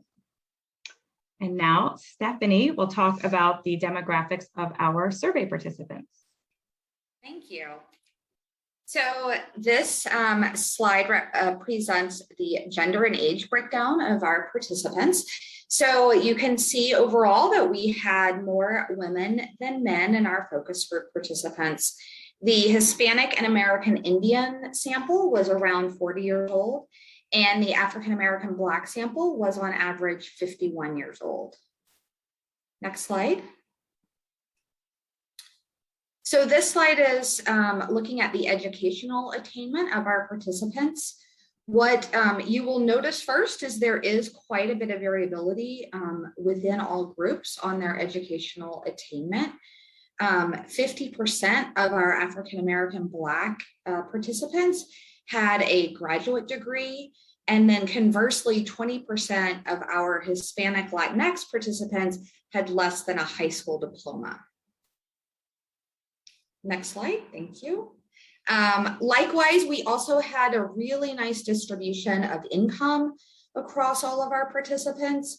Approximately 10% of our total sample earned less than $15,000 annually, with the highest proportion being American Indian Alaskan Natives, with 15% earning less than $15,000 annually.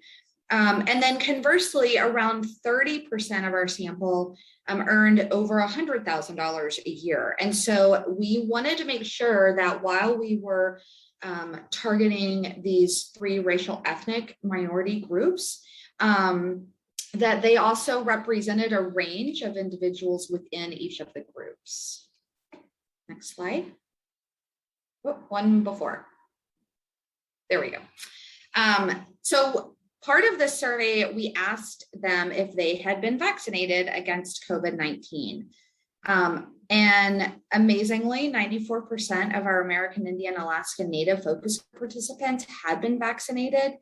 That is compared to 62% of African American Blacks, and 39% of Hispanic Latinx participants were vaccinated at the time of the focus group. Next slide. And then for those who had not yet been vaccinated, we asked them, how likely are you to get the COVID vaccine? With 7 being they were very likely to get the vaccine and 1 being not at all likely. So of those Hispanic, Latinx, and African American Black participants, the majority of them reported that they were very willing to get the COVID-19, but you'll see there is a range with, around 20% of Hispanic Latinx reporting that they were not at all likely to get the vaccine. And I just want to point out that we only had 2 American Indian Alaska Native participants who were not yet vaccinated. So for confidentiality reasons, we are choosing not to report their vaccine likelihood in this slide. And that is the results of our survey data. And now I'm going to turn it over to Matt Ignacio to talk about the results of our focus groups. Thank you so much. Good morning, everyone. My name is Matt Ignacio. I'm a member of the Tahano'ata Nation, and I am an assistant professor at the School of Social Work, ASU School of Social Work on the Tucson campus. So good morning to and good day to everyone. Here is, to use the theme that we've been talking about all morning, here's the blockbuster, one of the blockbuster outcomes of our focus groups. Across all groups, whether it be Hispanic, Latinx, American Indian, Alaska Native, or African American Black.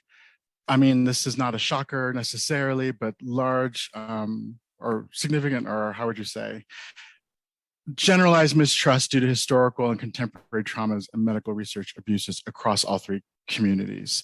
And so now what we'd like to do is just sort of walk you through what that actually looks like here in Arizona. I mean, it's one thing to say, yes, communities of color are distrustful, but we wanted to know, what does that look like for Arizona specifically, to then develop a response and be able to provide and increase medical trust between communities. So I will turn it over to Dr. James Herbert Williams. Thank you, Matt. So as Matt said, that the common theme through our groups were that there were the mistrust. And what we want to do is share with you some of the wording of people who were in the groups and what they had to say of their concerns about COVID and about the vaccine and everything. So next slide. So from one of our African-American Black participants, and then of course with the Tuskegee experiment, there were some African-Americans who felt like, with all the history of being abused by the science, that we felt that this was just not for Blacks, that we should not get this vaccine because it was going to do something. It was an experiment. So as you see that there is sort of historical and cultural that historical effects that are determining how people perceive science and how people perceive, especially science being implemented in the communities of color. And we'll move on to our next. Great, thank you. This slide is about speaking to that mistrust. According to one Native participant, when it first came out, there was a lot of hesitancy because a lot of people had the idea that we were being used as guinea pigs for the government once again. And another participant added, I felt like there was such a short amount of time had gone by. They're trying to kill off our people. They're testing us. And that's what I told my dad. I was like, you don't know what's in this vaccine. For all you know, they're trying to get rid of you. Next slide. And so by and large, you know, among American Indian, Alaska Native participants in our focus groups, you know, there was in addition to this mistrust, there was also a desire to want to trust Western medicine in an effort to fulfill cultural responsibilities and to protect family, given the number of deaths people had seen in community and amongst their family too. All right, next slide. So one Native participant shared, I got both shots and I was a type of mother that was against vaccinations because of just the history of our people. I had such mixed feelings because I'm like, our people aren't guinea pigs. It's really sensitive to talk about or even to think about how we can help our people as ourselves without the help of Western medicine. It's kind of a double-edged sword. Next slide. And another participant, Native participant added, I come from a family that does not have a lot of trust within Indian Health Service. So yeah, the hesitancy was pretty deep. Yet at the same time, because of everyone who passed and the elders in the family were just like, get the vaccine now, now, now. They pushed us all to do it for them. It's still my motivator, keeping safe and wearing a mask, even though I'm vaccinated. Next slide. And now I will turn it over to Dr. Michaela Mikado. Good morning, everyone.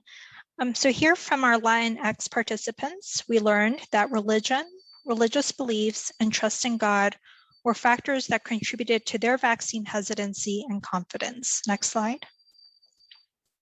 So in this example, one participant commented, I have to have faith. And so I prayed about it a lot and I asked for a sign and I asked God to just give me a clear-cut sign and direction on what he wanted for me. Now I know that doesn't necessarily work for everybody, but I just asked him for a sign for me on what to do. And when I got that sign, I knew that the vaccine was not for me. The only one who knows when or not, he, God, was going to take me when he's going to take me. And that's just kind of how I felt about it. Next slide. Here, another participant explained, he said he's not going to get it because the vaccines are made with fetal waste. And the other day I learned it on the news too. Also, the other day I heard from an archbishop, a bishop too, who said the same thing. He was a Catholic bishop, and I am a Catholic too. And next slide. And now my colleague Anne will describe what we learned from our African American and Black participants. Anne? Thank you so much. So as you see, there are common themes due to historical mistrust in the Hispanic and Latinx community. There is community-specific contributors such as religious belief. In American Indian and Native community, there is trust in a desire to trust Western medicine, to fulfill cultural responsibilities, to protect families. And now in the African American community, we'll talk about the wait and see attitude. Let me give you a few examples. Next slide. I think part of the hesitancy, I mean, just all of the misinformation that we've had, and then the fact that the vaccine came so quickly. And so we really do not know what the long-term effects could possibly be. And I think that was one of the big concerns for me. I was thinking maybe, no. Oh, wait. Next slide. I don't want to have adverse reactions to something that's new. Don't get me wrong. When you take medicine, over-the-counter name brands, or whatever, you can have an adverse reaction. I get that. But it's been around long enough for them to work out the quirks and the kinks. It's like electronics. You don't buy the phone as soon as it comes out or the flat screen. You wait. Let it get going. Let some years or months or whatever so they can work out the kinks. So I have that same thought process on anything that's new. All right, let me turn it back to Matt. Thank you so much. Great. And so when we asked for participants to give their ideas, suggestions on how we can increase trust and get the word out and persuade folks and motivate folks to encourage vaccination uptake, overwhelmingly participants said that they wanted community-based testimonials or narratives from local officials, community leaders, faith leaders, local elders, tribal healers, and other community members. In other words, they didn't want actors, they didn't want models, they wanted people that they may even know or are aware of in their own community to be inspired from. And specifically, the messaging was these recorded brief testimonials from folks who received the COVID-19 vaccine, who experienced minimal to no side effects, and who were able to encourage others to do the same. Next slide, please. And so one Native participant stated, they actually made a small video of our tribal vice president getting the vaccine. It was effective because he's what you would call a traditionalist. I think that's an effective strategy. If there was some sort of video that collectively shows people from all kinds of different Native nations saying, I got my vaccine and why I got it, and this was my experience, so people can relate and say, well, they got it and they're okay, so maybe I should think about getting it too.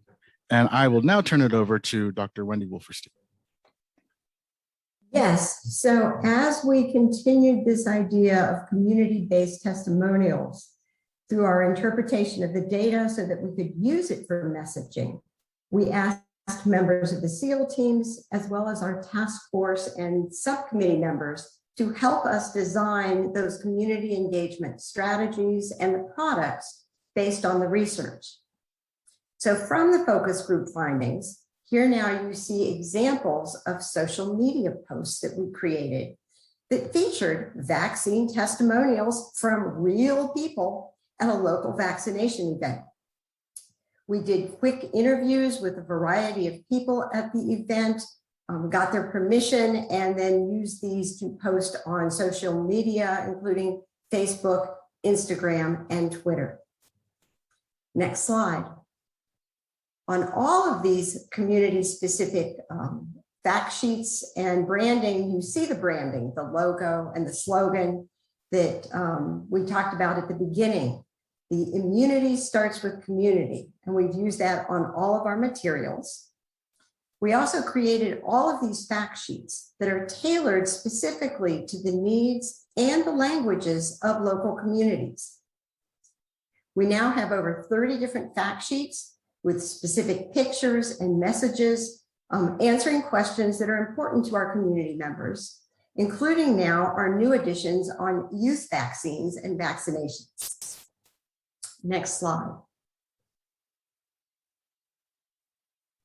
In addition, we explored in the research and with the task force teams, what message channels, what are the best ways to get and reach our audiences? So for example, we found that small community events with trusted messengers garner support specifically from African-American audiences.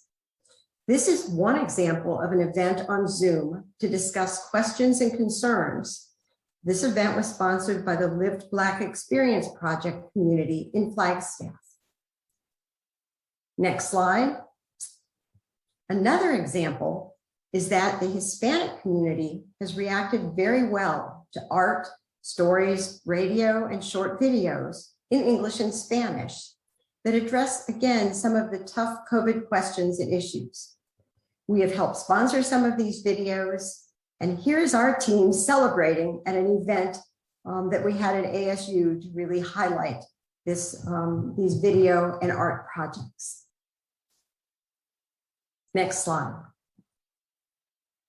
Beginning in July, we've also been running ads, for example, here on Spotify, to connect all of our audiences to our website and our survey so that they can take some action steps themselves.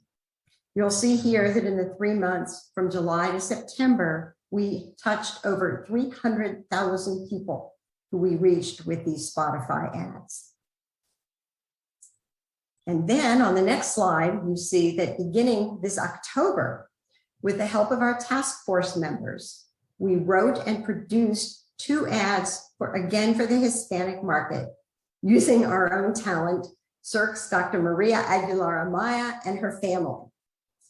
These ads have run on a dozen Hispanic-leaning radio stations throughout Arizona.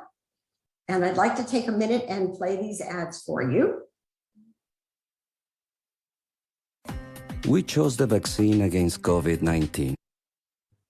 At first, I was hesitant and not sure if it would affect my diabetes, but I took the risk, and I am glad I did. I chose the vaccine against COVID-19 so I could see and hug my Nana and cousins. We feel safer now about family get-togethers. Immunity in the community begins with you. To get the facts you need, visit ceal.arizona.edu to find out more. Elegimos la vacuna contra el COVID-19. Al principio estaba indeciso, no sabía si afectaría mi diabetes. Asumí el riesgo y me alegro de haberlo hecho. Elegí la vacuna contra COVID-19 para poder ver y abrazar a mi nana y primos. Estoy contenta de haberlo hecho y ya nos sentimos más seguros acerca de las reuniones familiares. La inmunidad en la comunidad comienza contigo. Visita ceal.arizona.edu para obtener más información. Great. So we certainly hope that you like hearing those ads.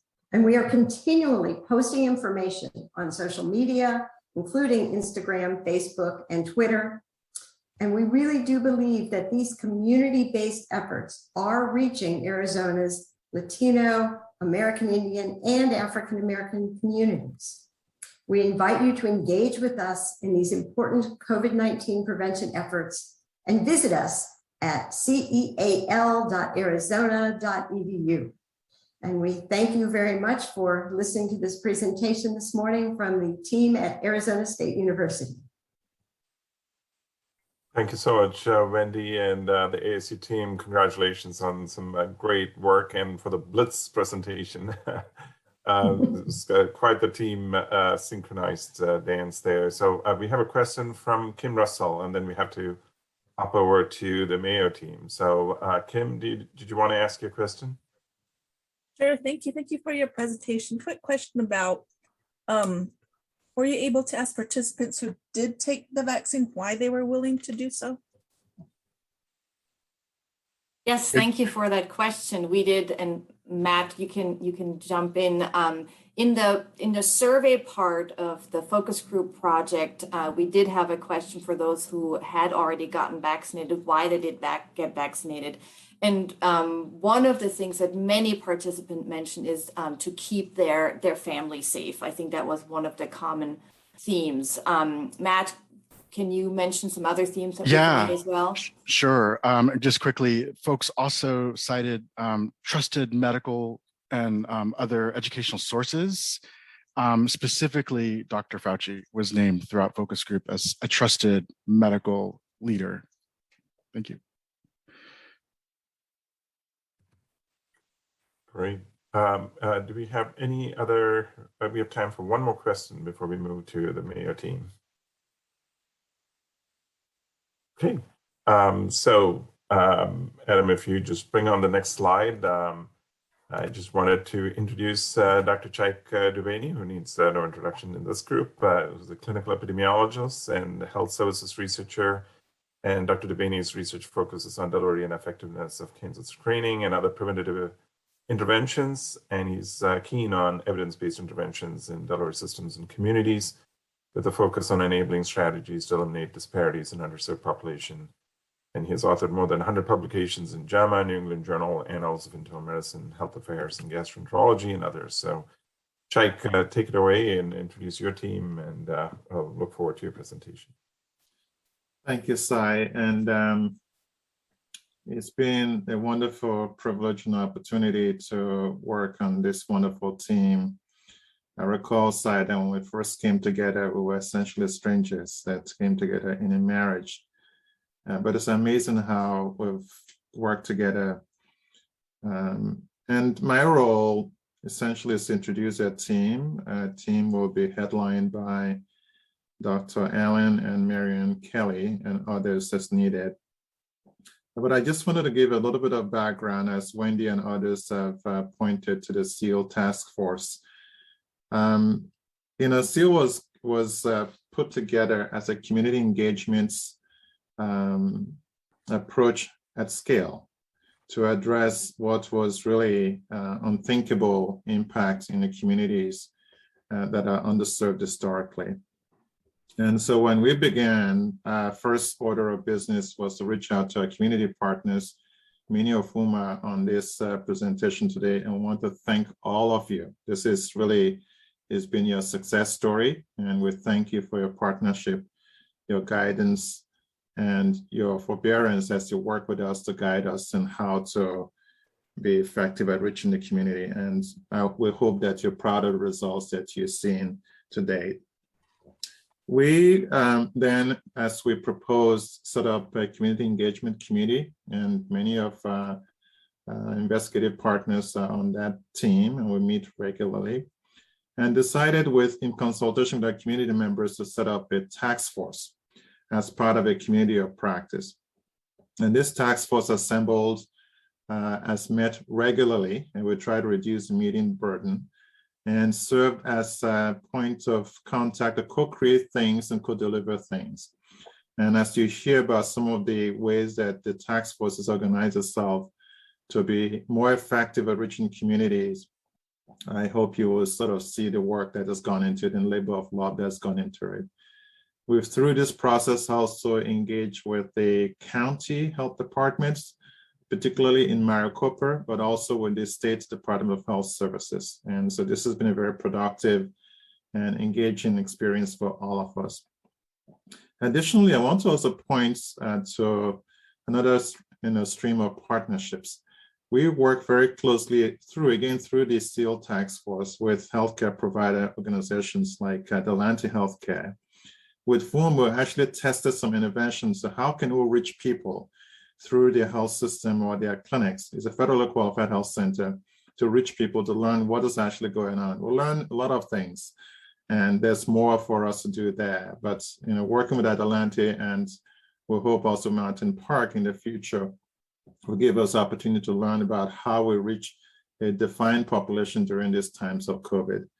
So I'm really delighted to, first of all, introduce both Marion Kelly and Angela Allen. They've really taken the baton, and you hear about the incredible work they've done. So please take it away. Thank you, Dr. Domini, for the introduction. You actually saved me some time because of what you covered. And if you could go back to the first slide, I just want to say one thing that I think is extremely important: immunity and community. You will notice that you and I sit right in the center of immunity and community, and we will not have immunity if you and I don't participate. And that's the global you and I, that's the state you and I, that's our local you and I. And so when Dr. Muñoz said, think globally, act locally, share nationally and globally, that's exactly what immunity and community mean when I see them. Next slide, please. So, and you can go to the next one as well.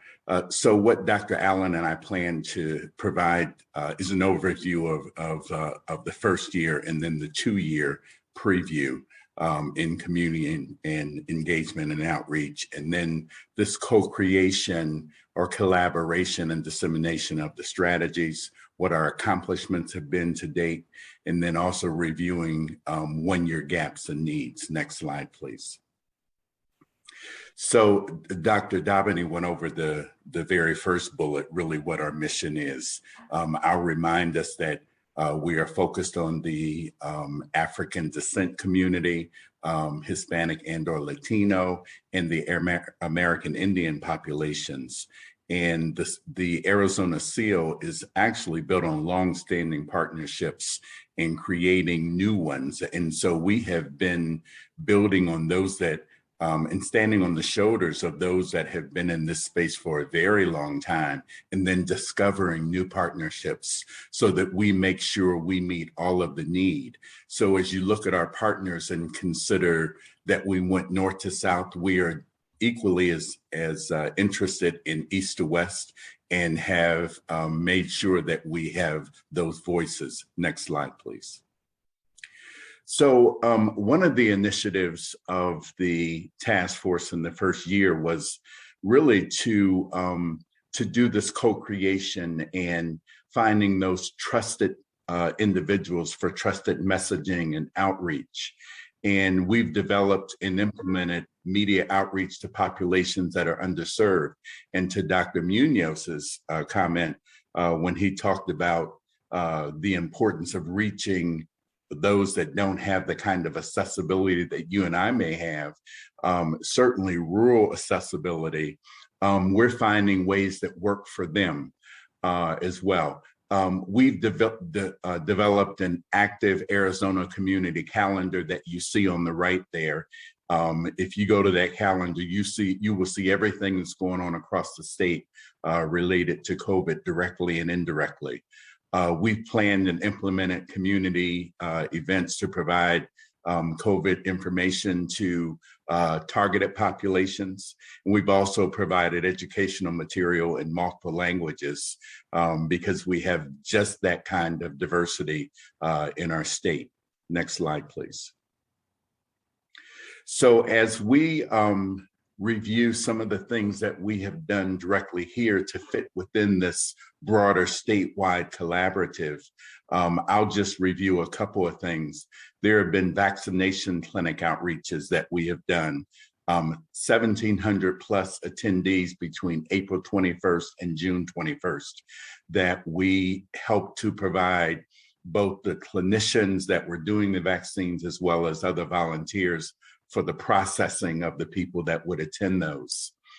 Most recently, we did a national town hall, Mistrust in the COVID-19 Vaccine in the Black Community.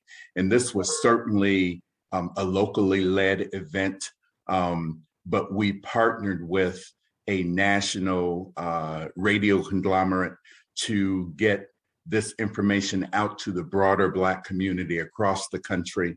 And you see the numbers there rivaling almost 300,000 views, 242 million impressions.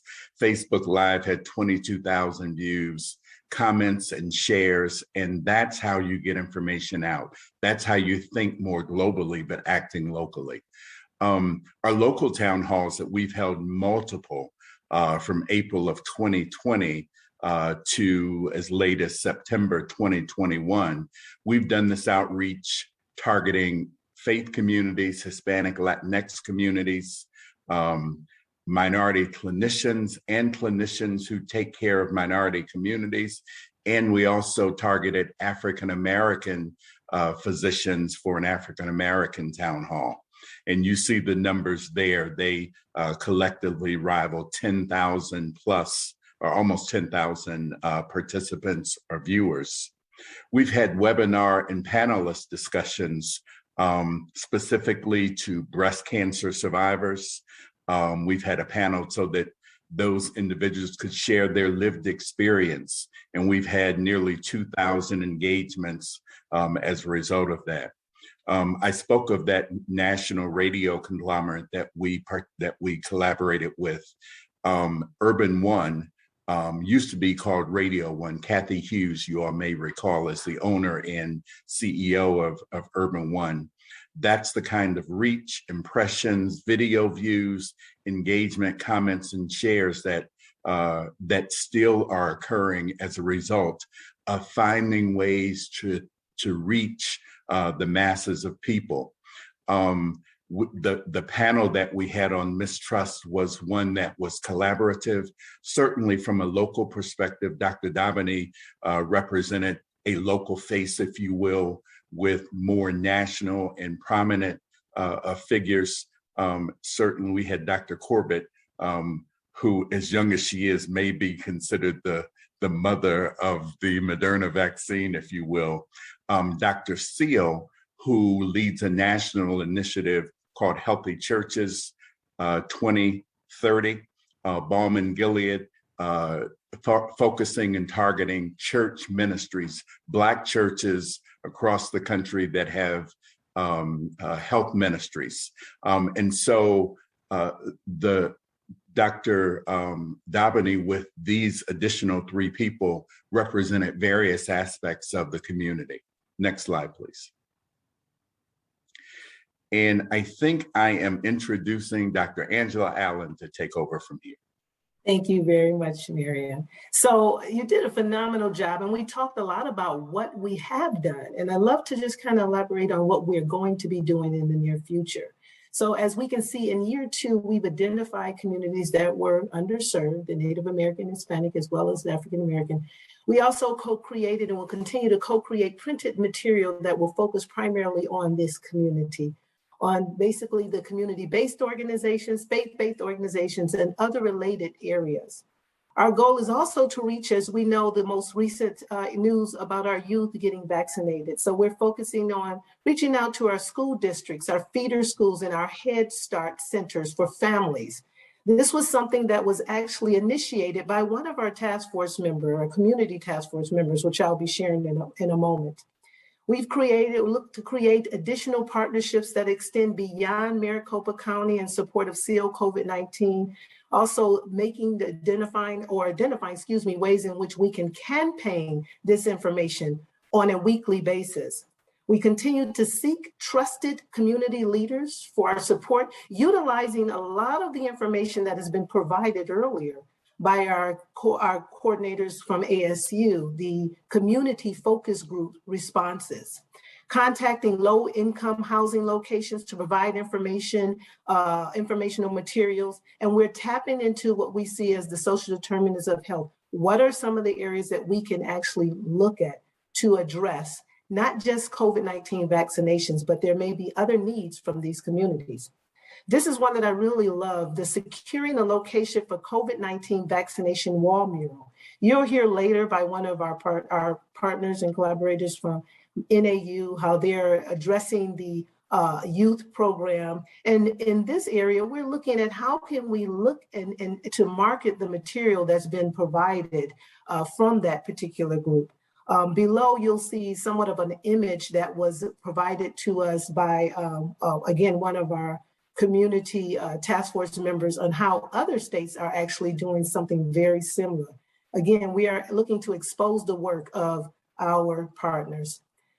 Reaching out to social media, we're looking at strategies to spotlight task force members. So the great work that they're doing, we like to talk about some of the material that's being provided by them. Creating question and answer of the week. Oftentimes we have that FAQ section, and here we'd like to provide a question to our audience, our social media audience, to say, what is the question that you have? And perhaps later responding to those questions, but first getting their feedback on what is needed. And populating automated content calendar to streamline, social media outreach. So here we'll be providing information on a regular basis so that individuals will not just read about something that happened yesterday, but things that are happening in real time. We're also looking to develop event calendars focusing on CEAL and partner-led events.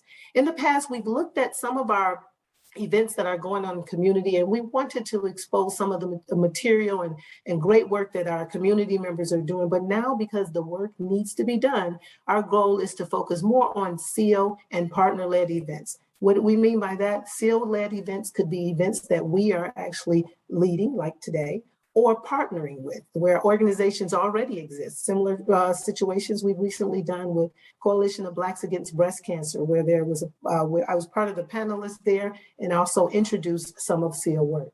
And then we also want to leverage current key community of practice to address gaps in our membership. So those are some of the things that we're looking to do in the upcoming year. Next slide, please. So this slide was pretty much presented by Dr. Sai. Phenomenal job, and we thank you.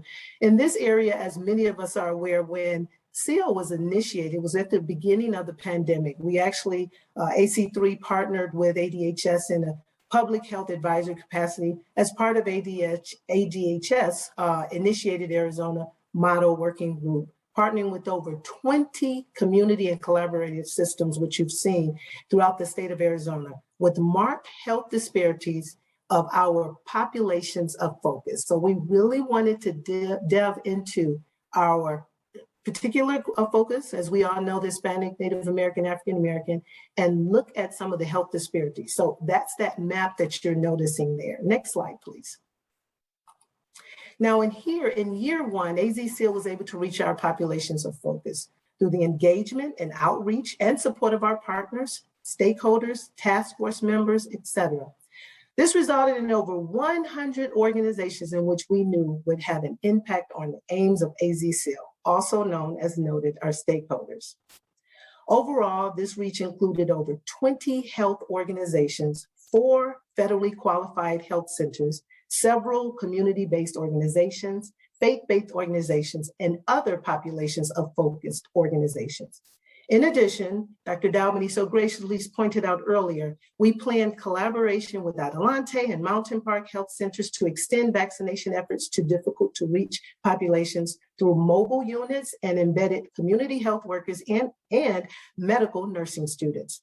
We've also partnered with state and county health departments to organize and implement successful pop-up vaccination clinics with faith-based organizations.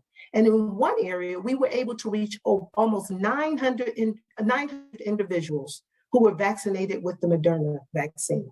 We've also, as Miriam graciously pointed out, presented AZ-CEAL to the Health Emergency Operations Center and the Vaccine Equity Team and various other programs throughout the state of Arizona. So our work, we know, has been done, but yet we still have more work to do. Let's move to our next slide, please.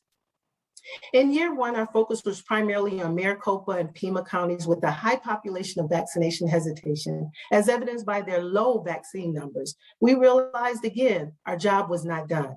So in year two, we seek to include 13 additional counties outside of Maricopa and Pima counties, possibly as a whole and also as a separate committee. So our goal again is to move forward and to make sure that this program is not focused on a county, but actually on a state. So how are we doing this? Next slide. Well, our strategy is to expand, and this will include basically identifying communities. These are areas that are hard to reach communities with population of focus. We look to exploring vaccination rate heat maps, looking at the COVID-19 statewide dashboard indicators. This allows access to current and reliable data such as COVID-19 cases, vaccinations, and various other areas in all counties. We're hoping to by doing this by meeting with the ADHS, the county health officers, and also Arizona Alliance for Community Health Centers. We were able to identify, and we've had several meetings already to identify, and we'll be continuing to work with over 100 community health centers throughout the state of Arizona. And so again, we're looking to assess COVID vaccine needs, not just for the vaccine, but also for social determinants of health, identify federally qualified health centers and focusing on primary care providers who are endorsing these programs, and also looking at, in particular, community contacts, such as our connectors and our community health workers. Next slide. So we talked a little bit about our community health workers, and we have been talking about this, and I appreciate our keynote speaker focusing on that because this is will be, of course, one of our primary health professionals in the community doing the work.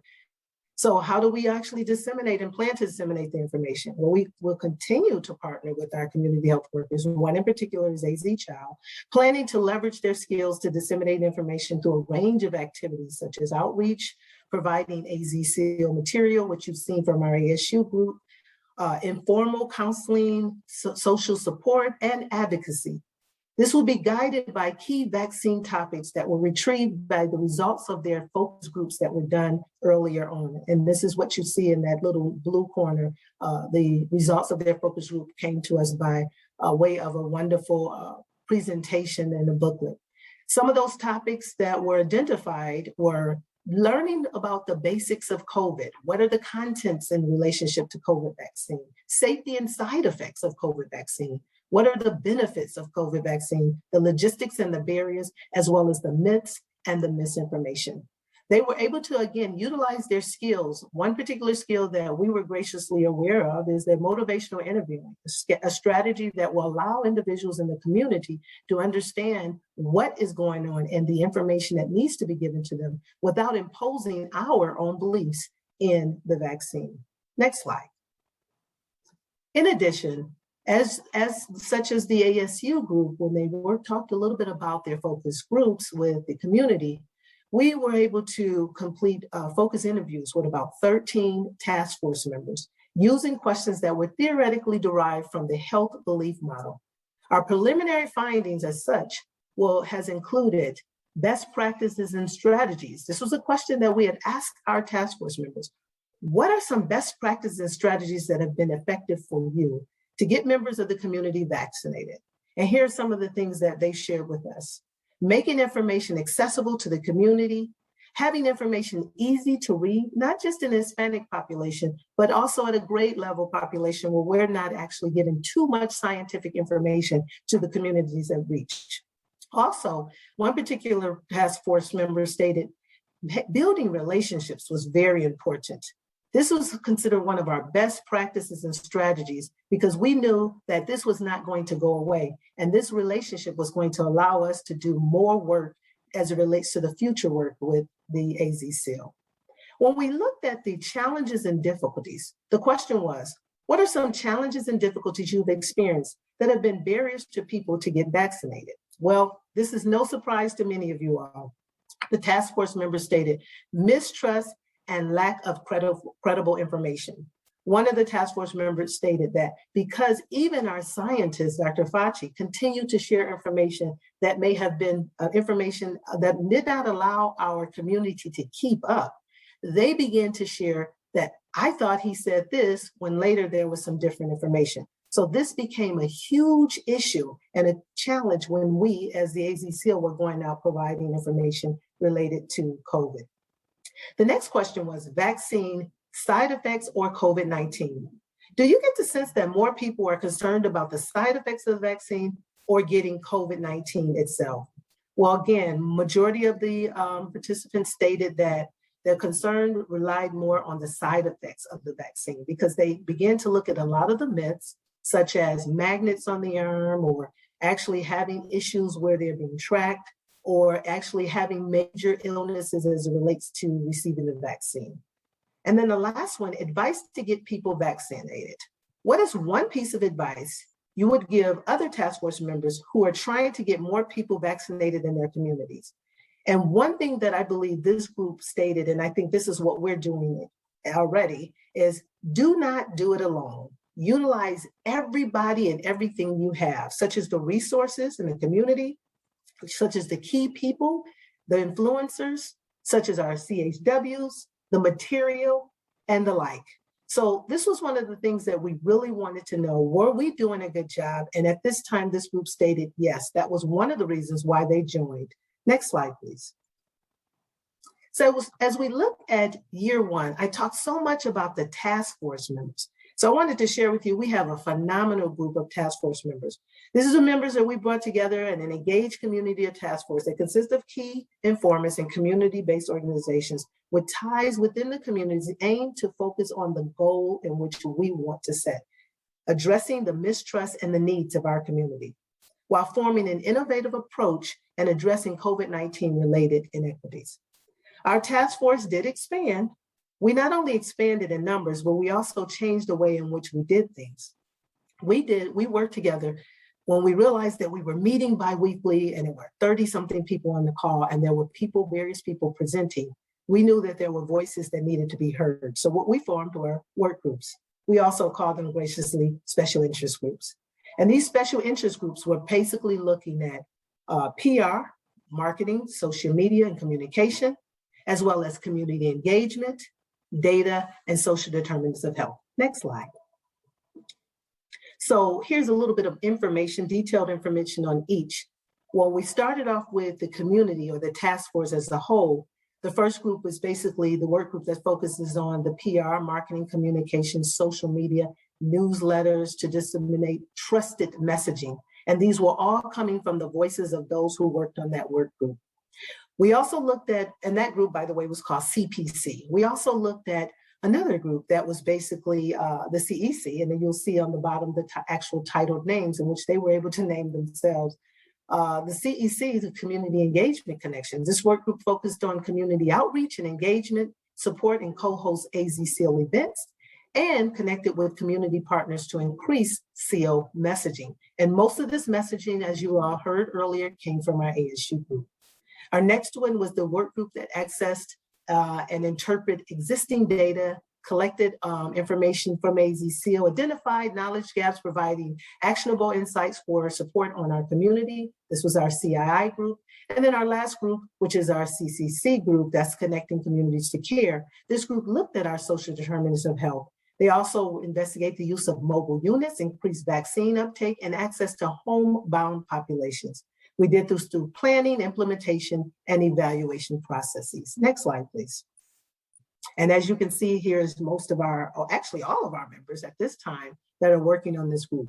They do consist of community-based organizations, community-based influencers. We also have part of our actual team members that are on here that guided the individuals in doing the work that needed to be done for each task force. Next slide.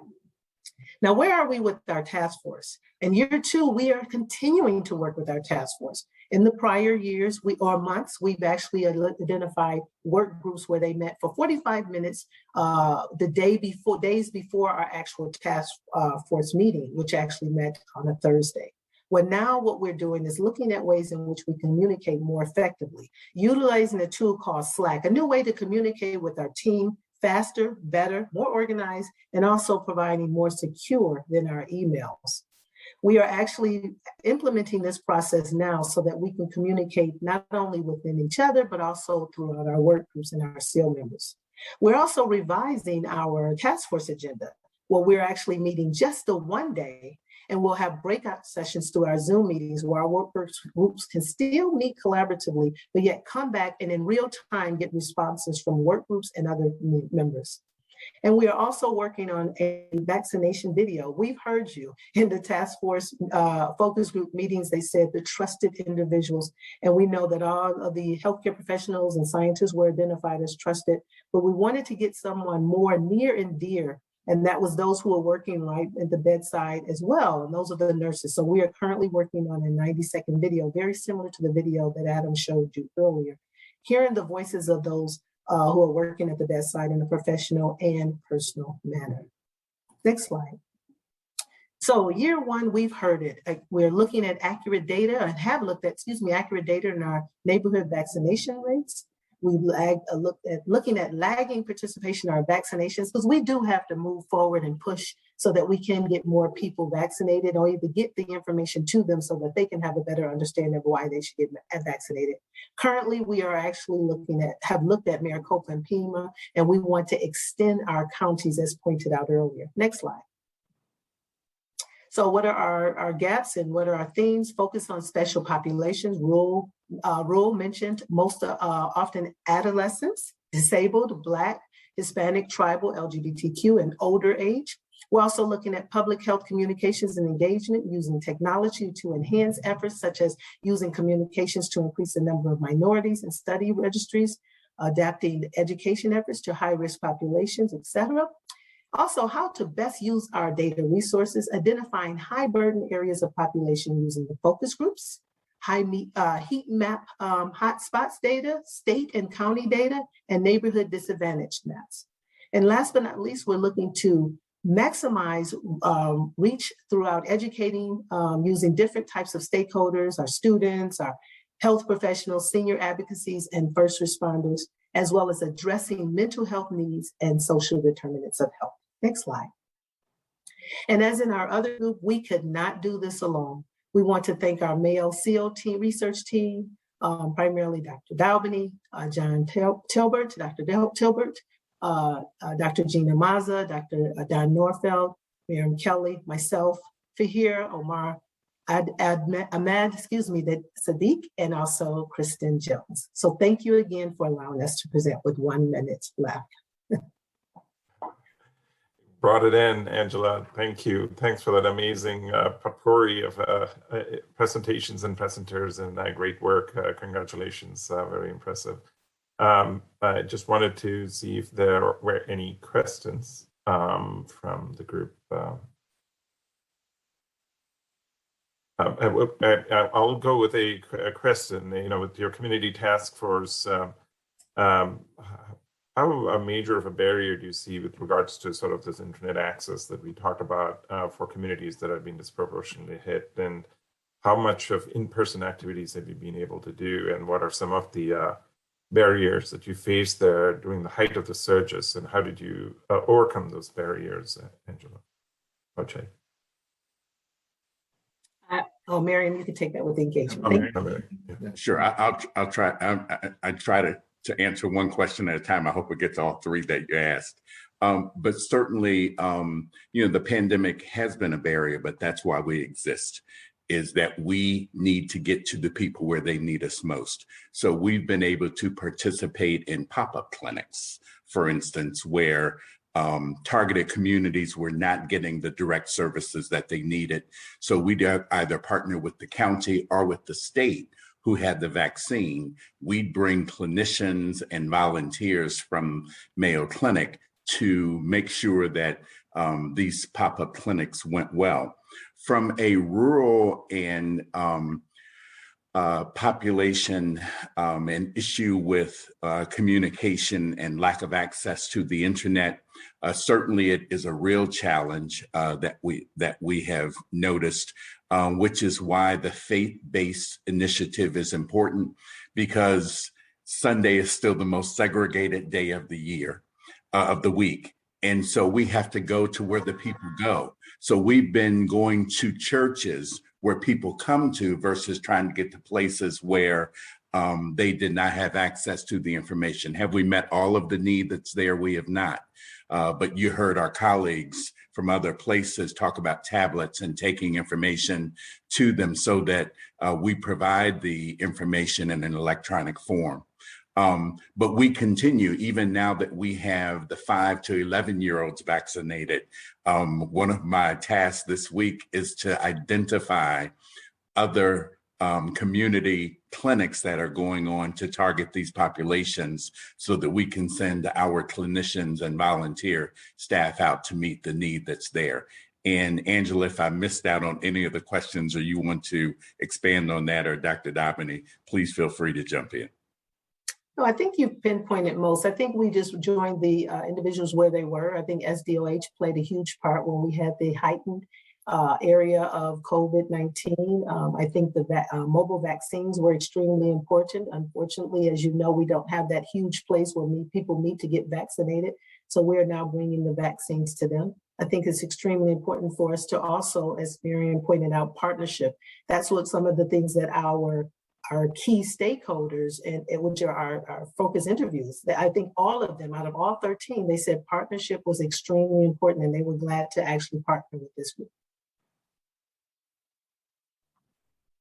Great, wonderful. Thank you so much. Thanks for the great work and the overview. And I'll hand it off to Adam, who will advise you on what the break looks like. There is a QR code survey for feedback on the SEAL program. So Adam, why don't you take it away? Thank you again, ASU and Mayo, for your presentations. Like the slide says up here, we will take a brief break for the next 10 or so minutes until 10:45, and I'll leave you with a brief video that was brought to us by COVID Latino, which is one of our partnering institutions. It's about 1.5 minutes, 2 minutes long. And like Dr. Parthasarathi said, we have a QR code here or a bit.ly URL that you can type in on your computer to give us some feedback. So without further ado, I will start the video and I'll see you all in 10 minutes or so.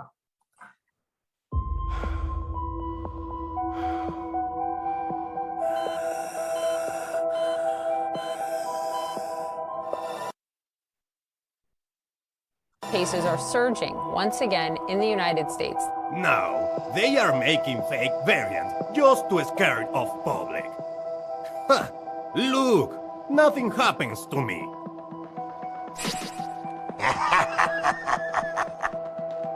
Uncle Rigo has the Delta variant.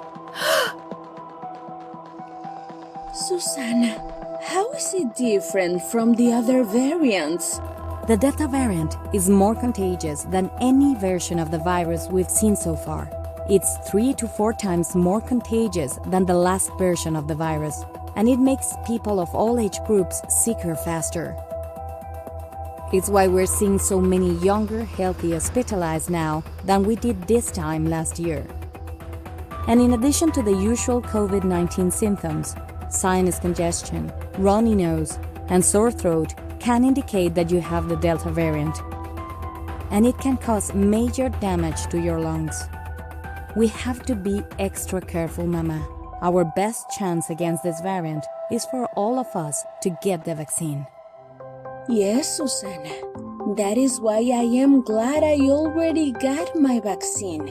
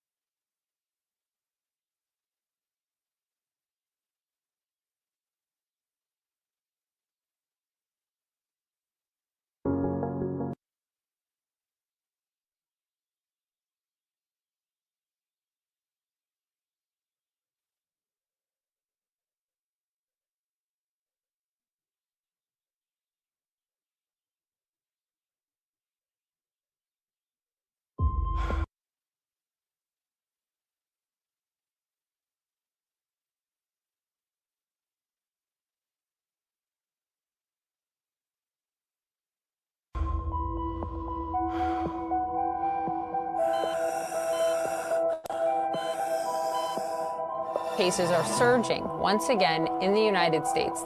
Ahora están haciendo variantes falsas solo para asustar al público. ¡Ja! Mira, nada me pasa.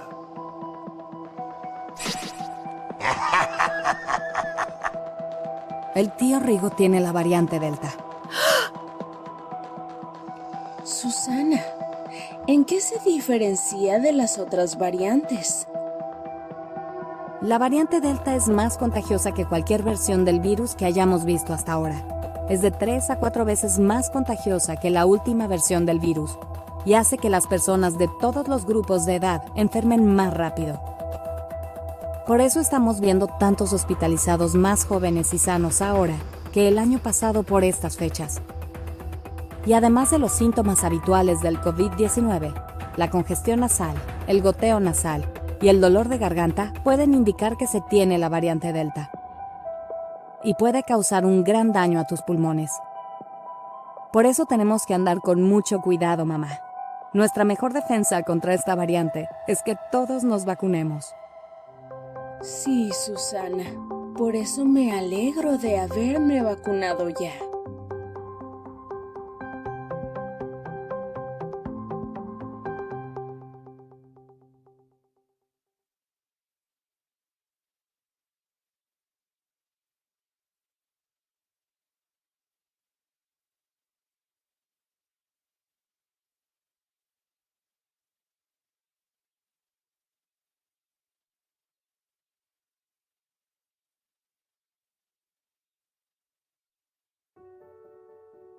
Vaccination protects you and it protects the people in your community. These vaccines are very safe for the community. Some people have side effects, usually resolves in 24 to 48 hours. We need to all get vaccinated so that we can stop the spread of this virus. We are so fortunate that we have powerful and safe vaccines to prevent the spread. Please call and enroll in our SEAL study. We want to hear from you.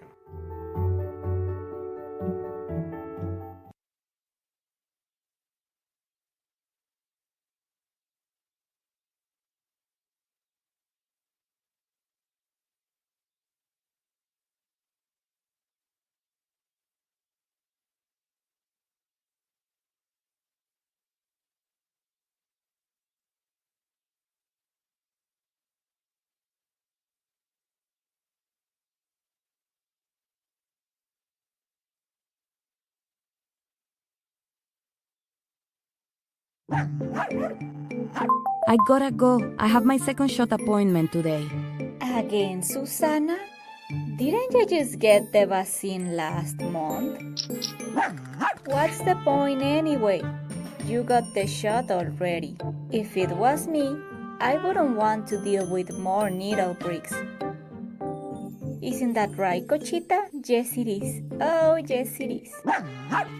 That is not how it works, Zoila. Besides the Johnson & Johnson vaccine, all other vaccines available in the US require a booster shot. With one shot, you are only partially protected. But with both shots, you get full protection, and it even lasts longer. You need both shots to get the full results. So Panchito, you tell Zoila, you get both shots. So we can all be safe.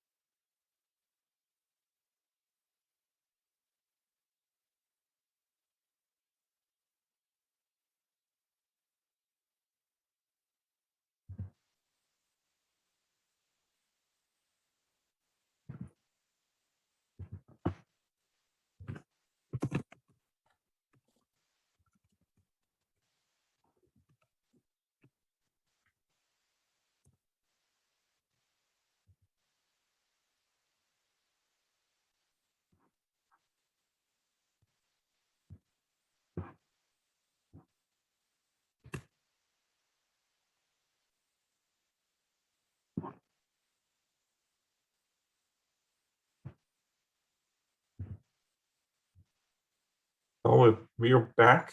Welcome back, everyone. I'm gonna see if Adam is gonna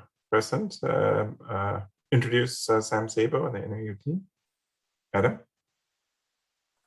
Thank you. I lost my mute there. I had to reshare the screen, but let me introduce Dr. Samantha Sabo of Northern Arizona University. Dr. Sabo is an associate professor in health sciences and is a researcher with the Center for Health Equity Research. And for more than a decade, she has been focused on the role and impact of the community health worker workforce, their interventions and advocacy to improve the social determinants of chronic disease and maternal and child health. So I'll give the floor to Dr. Sabo. Take it away. Thank you, Adam. Good afternoon. I hope everyone got a chance to stretch after enjoying all of these presentations and wonderful videos. So again, my name is Samantha Sabo. I'm the principal investigator here at the NIH-CEAL effort and represent the Center for Health Equity Research. Our center is based in Flagstaff, and I want to acknowledge that the Northern Arizona University Mountain Campus is at the base of the San Francisco Peaks on homeland sacred to Native nations throughout this region. Next slide, please. We have an amazing team who will share our work with you today. Unique to the NIU-CEAL is our partnership with the Arizona Community Health Worker Association, or ASCHAO. ASCHAO is a statewide professional association of more than 1,200 community health workers, community health representatives, and promotores de salud, and over 200 of their employers. As you all know, and as Dr. Muñoz helped us celebrate this morning, CHWs are trusted members of the community who link people to systems. In Arizona, CHWs have been critical frontline health workers throughout the pandemic. So together with ASCHAO, we engage the CHW workforce to learn how to best develop and disseminate accurate, up-to-date COVID-19 prevention information and training that CHWs can use with their clients and their communities. In tandem to this effort, to the work that we do with CHWs through ASCHAO and through the expertise of Drs. Linnea Evans, Dr. Naomi Lee, Nikki Tupelshone, our team is also focused on building vaccine confidence among diverse rural youth and young adults through crowdsourcing and social media campaigns. So we hope to highlight these efforts and link you to resources to learn more about what we're doing and get you involved with these materials and trainings. So to get us started, I pass it, next slide, please, pass it to Dulce Jimenez of NAU and Ruby Meraz of ASCHAO to describe our efforts with CHW workforce engagement. Take it away, Dulce. Excuse me. Thank you, Sam.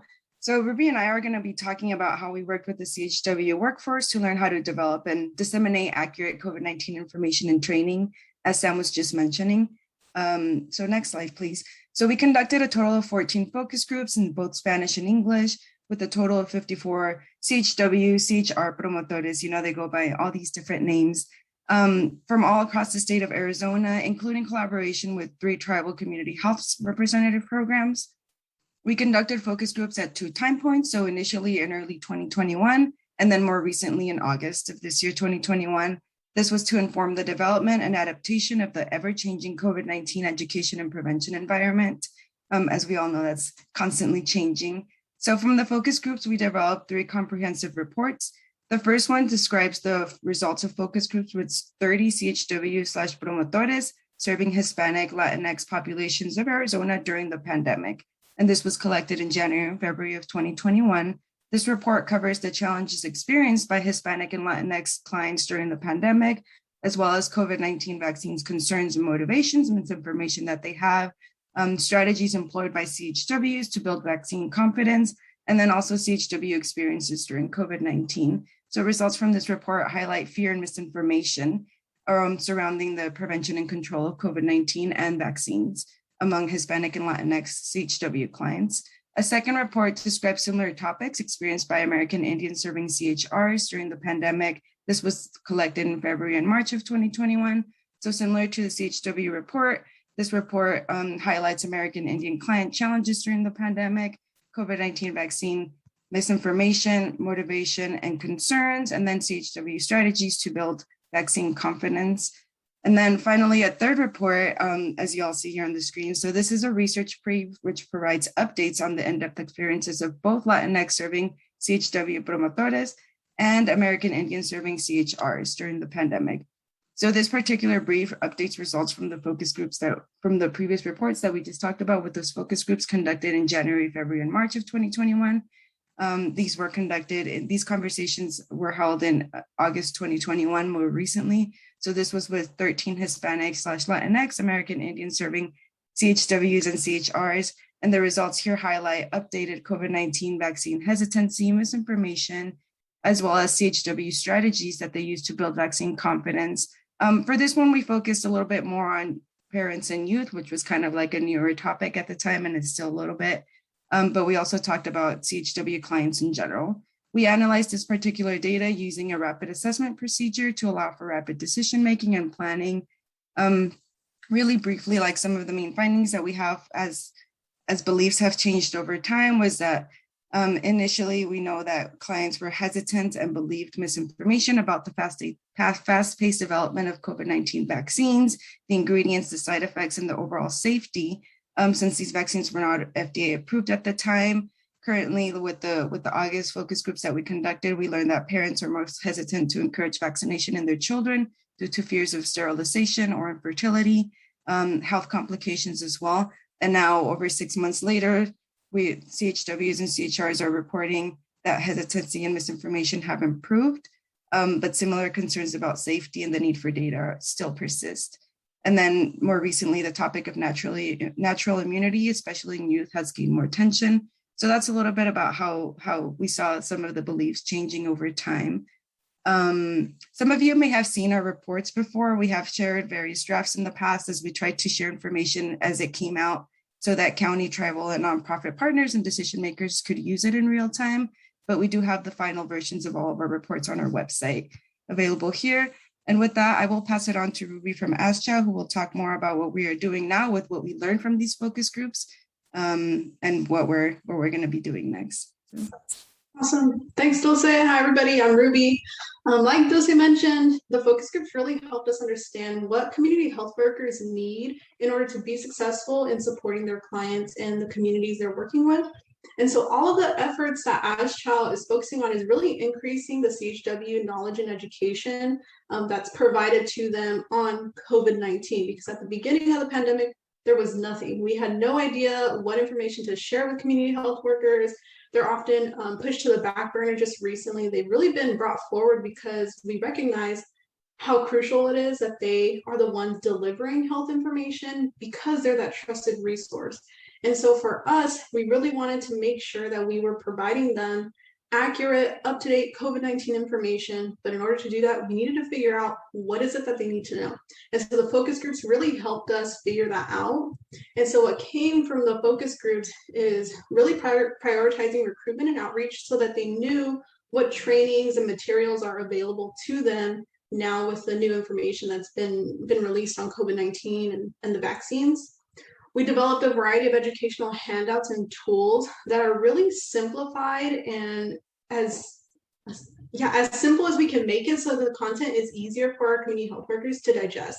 Because if we get COVID information from maybe a medical report, we don't have time to read through, super long documents. We need to know what the main point of COVID-19 vaccines or questions and concerns are, so that we're able to deliver that information to our communities and our clients. So these educational tools really played a huge role in delivering the information. So that's shown in the middle of the screen. There's a condensed FAQ document, a document that breaks down the COVID vaccines, how many dosage are required, the time frame between first and second dose, just to provide them quick information like that. And then a newer handout that I put together is a motivational interviewing tips and tricks handout. And so what also came out of our efforts are videos. And so we have a two-part video series that's focusing on children, teens, and the COVID-19 vaccines. And it's really delivering the information on the COVID vaccines for parents who might have some concerns about the vaccine. And it's really, they're shorter clips so that they're able to get some quick information so that they're hopefully a little bit more knowledgeable on the vaccines and the safety of them. And then on the right-hand side of the screen, those are screenshots of our trainings that we offer, two of the three. So the one on the top is the training that's specific to the COVID-19 vaccines. The one on the bottom is a newer one focusing on motivational interviewing to build vaccine confidence in individuals or communities that are vaccine hesitant. And then we also have a general COVID-19 training that's kind of fell off people's radar just because it talks about what is COVID-19, symptoms, preventative measures. And so it's really sort of an introduction to COVID-19 and what it is. And so some other trainings that we offer are mental health and well-being trainings, a training focused on grief and loss, and of course our MI training as well. And so those are some of the efforts that we're doing. We have more planned because we know that COVID is evolving, like Dulce mentioned, and we need to be able to get information out to our CHWs as quickly and timely as possible. So we can go on to the next screen. Or next slide, perfect. And so this is a social media post that I created. And in addition to the training that we offer, we transferred them into a virtual lecture series for CHWs to tap into. And so this social media post really walks a CHW or CHR through the vaccine training series and how to access it. So it tells the viewer what a CHW is, how important it is that they have access to COVID-19 information, the topics that are included in this video series, and then how to sign up by visiting the NIU.edu Share and Seal website, and then sort of scrolling down, completing the registration forms like that. They then have access to all of the videos, all 7 videos, both in English and Spanish. So it's a total of 14 videos. And so this is all, we track all this through our YouTube views as well. So it'll link them to our YouTube channel and they'll be able to view really any video that they click on this webpage. So pretty awesome. Hopefully it's more accessible to CHWs as opposed to sitting through the longer training because they can pick which video they watch. Do they just want to watch one on myths, how the vaccines came to be developed? They can really pick and choose which one to view, which is pretty awesome. And then the next slide, I'll share briefly a little bit of the data. So we've trained a total of 151 CHWs or CHRs, which is incredible. It's awesome because we've had nothing but good feedback or great feedback from the trainings that we've offered because they need this information in order to support their communities. And so during all of the trainings that we've offered, they really do appreciate it. Any resource we can get to them, they love it so much because they need the help. They need to be supported. And so we're grateful that we're able to do that. And so also listed on here are a variety of agencies that have that we've had CHWs come from and represent. So I'm not going to read through all of them because it's a bunch, but it's over 20. And this includes everyone we've trained so far, and we are a statewide organization, so it's awesome to see a variety of agencies that have that are represented in our different training sessions that we were offering. And then on the right-hand side of the screen, you'll see the Arizona map and sort of the breakdown of CHWs who are coming from different counties. You can see Maricopa, Pima, and Yuma County have the largest representation. They are the larger counties, which makes sense. But you can see we're missing some counties that are on this map, so we really need to increase our efforts. But it's awesome to see that we have gone statewide in supporting CHWs. And so with that, I am going to go ahead and pass it on to Dr. Evans and Omar, who will talk more about the youth, because that was something that we heard from focus groups as well, is some misinformation that's being shared amongst youth. So how can we make sure we support them moving forward? So I'm going to pass it on to them to talk a little bit more about that. Thank you, Ruby. Good morning. So I am Linnea Evans. I'm an assistant professor here at NAU in the Center for Health Equity Research. And I'm going to be sharing the speaking floor with Omar Gomez, who is a research coordinator here at the center. So in June-ish, we began to think about the impending importance of engaging youth and young adults in our efforts. In part, this was fueled by anticipation of parental concern over vaccine safety for youth.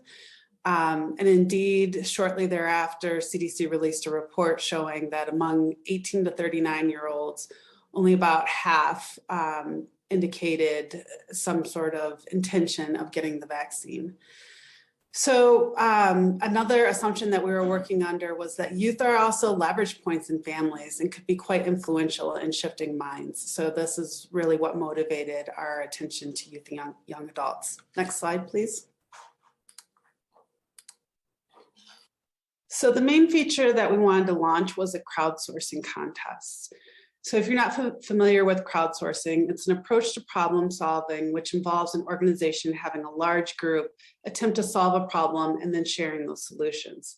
It really shifts power dynamics with community members, and it's a proven strategy to employ on issues of medical mistrust. So we aim to solicit messaging in unique forms, whether it be written word, song, TikTok videos, memes, you name it, we would take it. We were really looking for materials to be developed by youth for youth and their families and communities. And then community votes are solicited to promote uptake of that messaging. And we hope that the products from the finalists will be further amplified by our PR efforts and the efforts by members of our task force members that represent all sorts of sectors that have been involved in these efforts over the course of this year and a half. Next slide. So in order to guide our efforts, we really felt that it was important to bring a core group of youth in to really advise us on the contest and promote it across the state. We reached out to youth-centered organizations to solicit applicants, and we got 84 applications to become youth advisors. We selected a diverse group of 14 youth advisors. You see some of their jam boards up here on this slide. We have representation from across the state and across the age ranges of 16 to 25. Next slide. On this slide are quotes that were submitted in their applications on the reasons why they wanted to be a youth advisor. So if you read the first quote, you can see that the pandemic is really personal for them. They've lost people in their communities. The second quote really illustrates that many of them want to pursue a health profession, and this is a way for them to get involved in starting to pursue that career path. And then in the last slide, you'll see that their well-being has been greatly affected by the school closures and social distancing. They wanted to raise awareness on the longstanding challenges that they're really contending with in regards to social isolation and mental health. So we launched the contest in September and ran it for about a month and a half. We just recently closed it out about a week ago. So next up, we are posting the submissions that we have received on our website and going to be launching the community vote. So I'm going to turn it over to Omar, who's going to show you a few examples of the materials that we received, including the data that we're collecting alongside the contest submissions and our plans for launching the community vote. Thank you. So yeah, here we have 3 examples from our youth participants. And we wanted to highlight these specific 3 for a couple different reasons. So the first one is from our youth advisor with long haul COVID. This youth advisor developed their own symptom tracker journal and as well as a website to connect with youth because there were a lot of youth that were experiencing this, but they had no way of connecting. They had no way of figuring out what was going on, especially early on in the pandemic. The next one is takes a public service announcements approach to motivate other students. The cover says, you cover your water bottles with stickers, so why not cover your nose and mouth with a mask? And then the last one is an example that illustrates the pandemic's impact on mental health. So many of the submissions that we got from youth were relating to mental health in many ways. This one is based on the teen's life during the pandemic. As you can see, there are aspects of staying at home, of connecting through Zoom, cooking, as well as all the different ideas that were constantly being thrown around about the vaccine, as was mentioned earlier, with early information. Go ahead to the next slide. Yeah, so briefly, in this project, we collected data from youth and young adults that entered our contest. This includes demographic, vaccination status, reason for or against getting vaccinated. Then we also asked questions on the likelihood of getting boosters, and finally, the motivation for why they entered the contest in the first place. So we are in the process, as Dr. Evans mentioned, of launching the community voting phase to select the winners. So from all the submissions, we will allow the community to engage in votes, to look at all the different submissions and select our final 12 finalists. And for this one, we are also collecting data from their community. So all of that reflects the same as the youth. So we're collecting demographic, vaccination status, but we're also focusing on how the messaging changed their behavior or perspectives. So how effective were those messagings for the community? And our website will soon have these examples up. So we're working on getting all of these submissions ready and posting them up for the community to vote. In the meantime, what we wanted to ask all of you is to think about your communities, your networks, and encourage them to vote in the coming days and weeks so that we can get all of these messagings out there. Below, you see the website for the contest where all of these will be held. And I'm going to go to the next slide. And so I'm going to close us out here by acknowledging the members of our team who have dedicated so much of their time and their passion to these efforts for the past year and a half. Listed here are the faculty and staff from the Northern Arizona University Center for Health Equity Research, along with the amazing team members from NIH-CEAL. And also I want to give a shout out to the task force members who have been really instrumental in giving formative feedback and promoting the dissemination of some of these efforts. Last slide. Thank you. Thank you, Linnea and Sam and team. That was just an amazing presentation, and it's just teamwork and display. I was going to ask you a sort of futuristic question while I see if there are additional questions that come by, which is, hearing what our, Dr. Muñoz spoke about in terms of mental health and how you're already training a lot of these CHWs and some of those principles. I was curious as to how do you see the silver lining of the COVID pandemic of coming together in this manner? How do you see that jumpboarding you into the future in terms of mental health needs and disparities during the COVID pandemic? I know it's sort of a broad question, but I just wanted to put it out there as to what do you see next? I can share a little bit.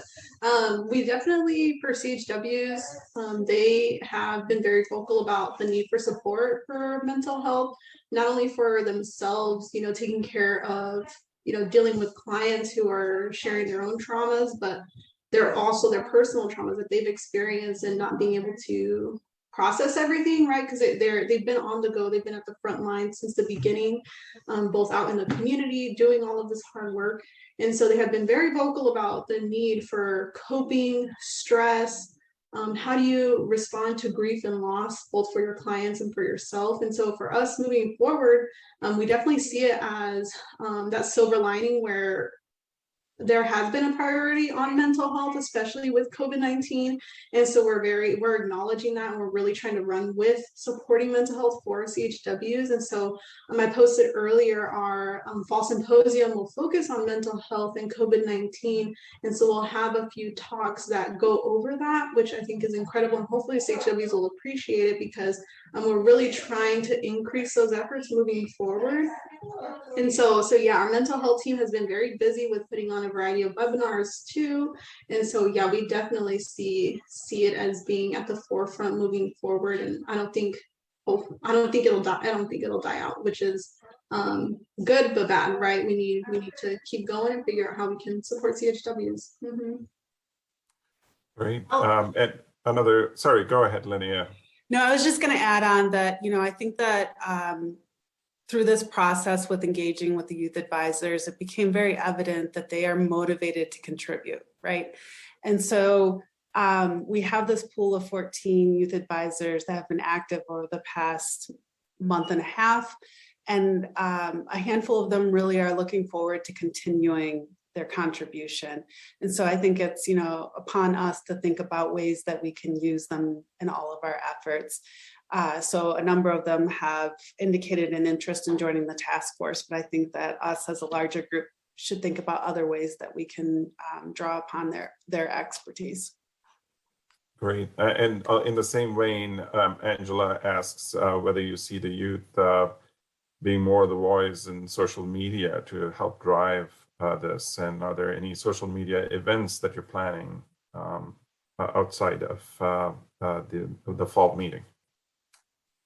I mean, absolutely. I mean, their thumbs are glued to their phones. So I think that we should utilize their technical capabilities and their networks. So I do see them as being very important in spreading the reach of the work that we've done. Great. Oh, wonderful. Sam, did you want to give any closing comments? Sure. I think just it's just so inspirational. I think being able to work with both CHWs and youth, it's just creative and dynamic and fun, and and they bring a lot of deep insight and joy into a place that is oftentimes very sad. And I think we've learned through youth and through CHWs the creative, meaningful ways of communication, using laughter, using jokes, trying to lift the spirit in a way that only they can. And so I think that's something so important. And I would just give a shout out to ASCEAL. Flor Redondo couldn't be here with us today, but she was really at the forefront of thinking about the mental health and well-being of the CHW workforce, both here in the state, but nationally. And so please, all of you, whoever, if you're working with CHWs, if you employ CHWs, if you have a friend, or if you are a CHW, look to ASCEAL as a resource. She has a full mental health team now of, I think it's 5 individuals, Ruby, who are trained in various ways of engagement, and I think that they're right on the brink of launching a full approach to really supporting community health workers throughout the state. So please be on the lookout for that. Thank you. Great. Great. I wanted to harken back to a question or an issue that was pointed out early in the meeting, which was in terms of the pipeline. What can AZCL, or what can the state or at a federal or state level be done to help improve or increase the CHW pipeline? I think there's a lot of expertise in this room, and I think it's the shout out that I think Linnea was giving. It's going to take all of us. I think there's a large coalition, several coalitions of advocates on behalf of CHWs, but I think singing the praises and ensuring that we're advocating in all the ways that each of us know, really tapping into our own power, our own networks to be able to advocate for CHWs to ensure that pipeline or pathway exists. I think one of the areas for SEAL that some of us have been thinking about at the NAU and ASCEAL side of the house has been thinking about youth promoters. And I know that ASCEAL is really interested in engaging youth as community health workers and preparing that pathway among the younger generation as they navigate all of their spaces in health sciences and medicine and nursing and all of the things that they want to do. But starting with that community-centered approach and being trained as a CHW can absolutely launch someone into a more meaningful career. So that's one other way. I don't know if others on this call have other ideas, but I'm sure you all do. Yes. I was going to suggest if Ricardo could comment on this. Oh, it's coming on live. Yeah. It might be good to hear from Ricardo. Dr. Muñoz? Well, I think that one of the comments there about reimbursing the CHR workforce, and I would say reimbursing them properly, for the work they're doing is really important, obviously. Another thing I think we should be thinking about is having training programs at the bachelor's level. I mean, most of the mental health professionals are master's, PhD, PsyD, MD level people, and there aren't enough of us. And I don't think there ever will be. I mean, ideally, every person who needs a therapist should have a therapist in the world.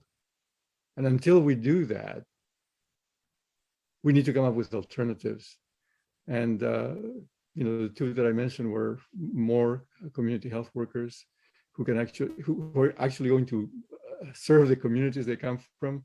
I mean, there are studies showing that the people who are most likely to serve low-income communities are people who came from those low-income communities, right? I mean, I'm talking about every level now. It's certainly true with community health workers also. So, and I really was impressed by the idea of having youth promotores, right? I mean, high school level people. I mean, I hadn't considered that. That's a great idea. We need to obviously have quality assurance to make sure that people are trained, partly for their own safety, so that they don't get into a situation which is going to be really harmful to the provider. But that's a great idea.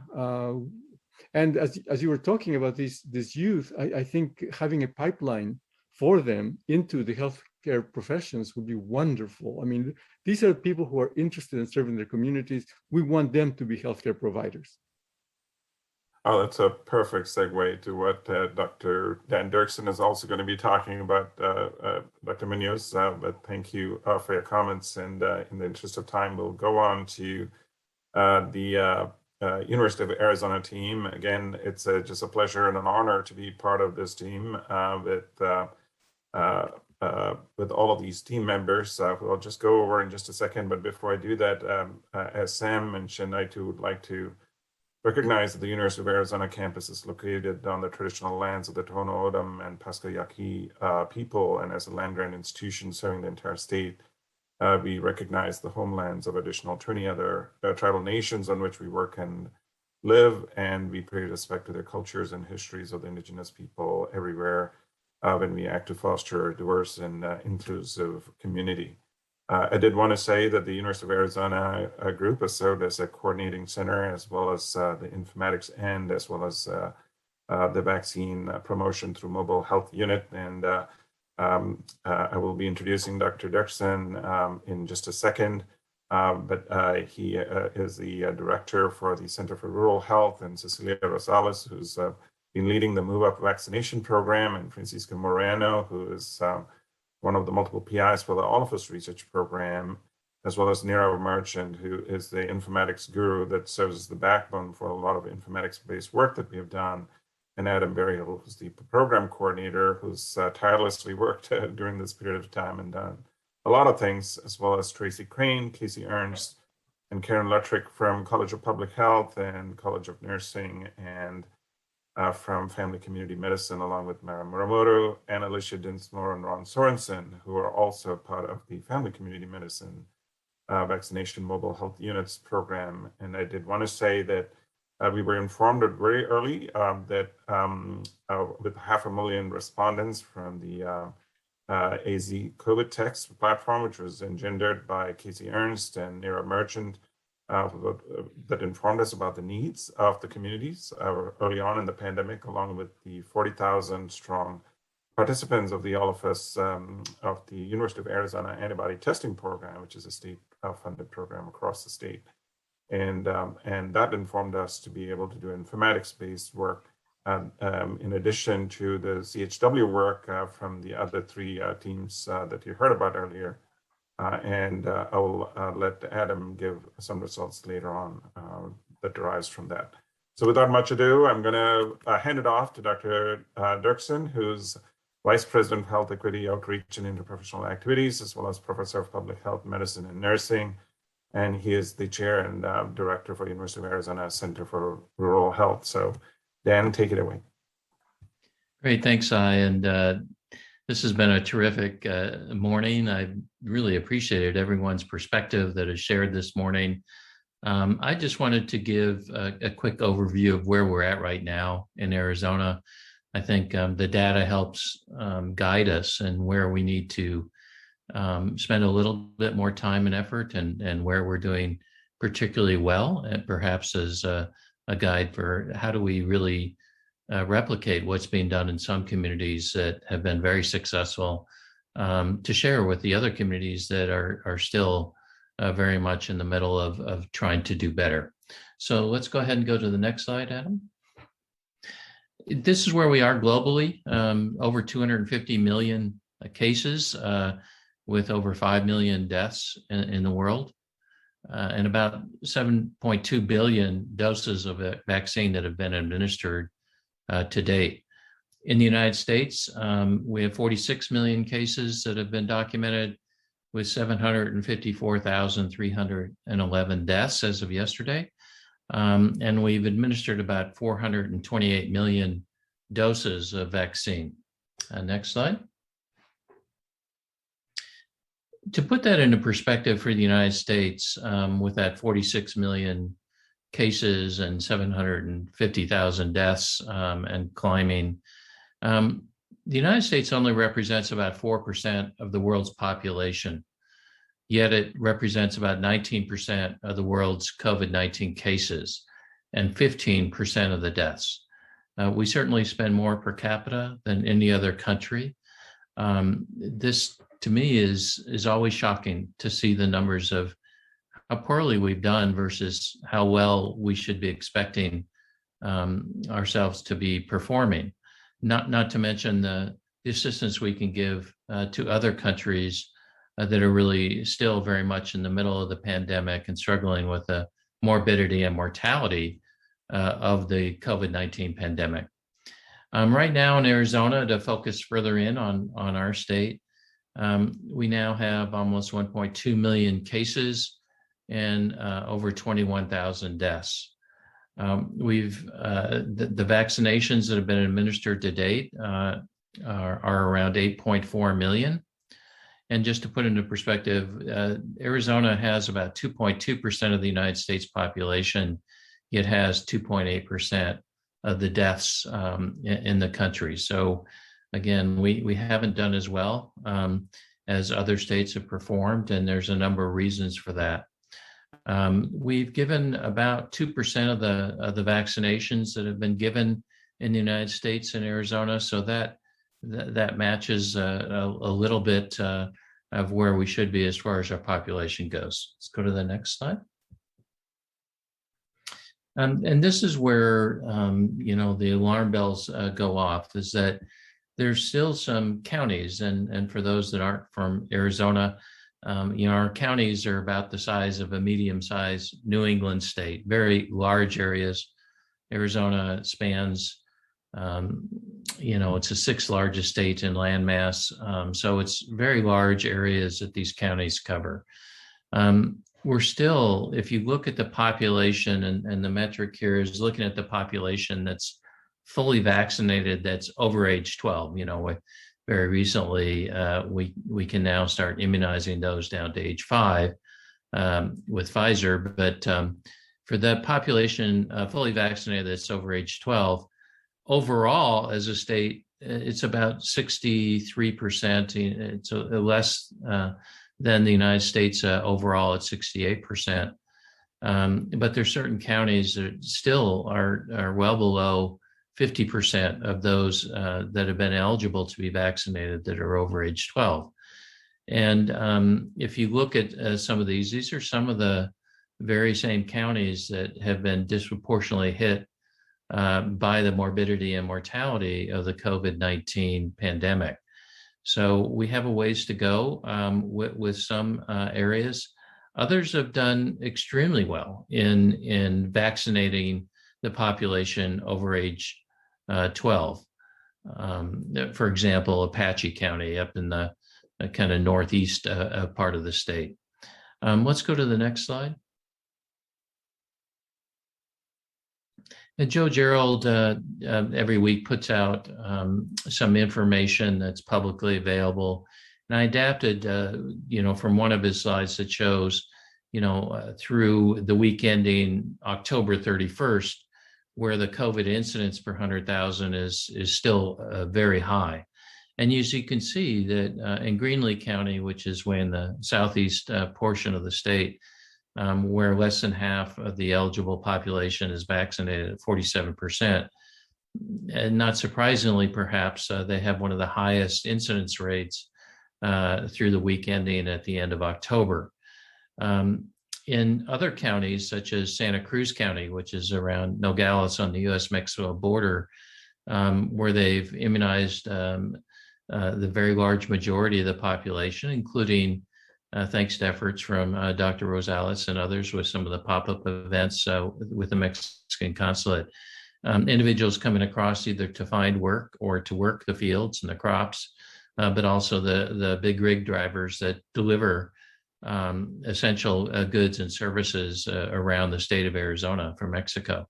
So Santa Cruz really could be looked at as a real shining example of how did they get there. And their federally qualified health center, Mariposa, has done very well in engaging the community along with the county health department and other health providers and institutions, and including the Mexican consulate located in that county.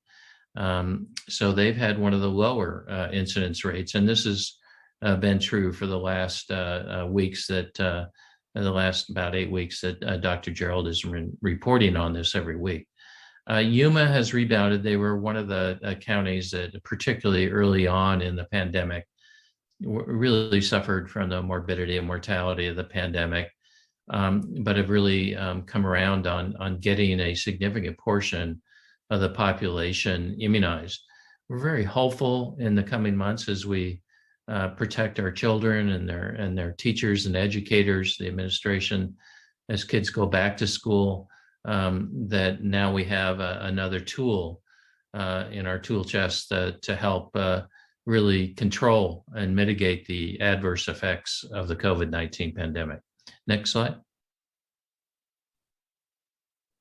As you may have been seeing some of the headlines that analysis finds COVID-19 was the leading cause of death in Arizona, and that's been true for some time now.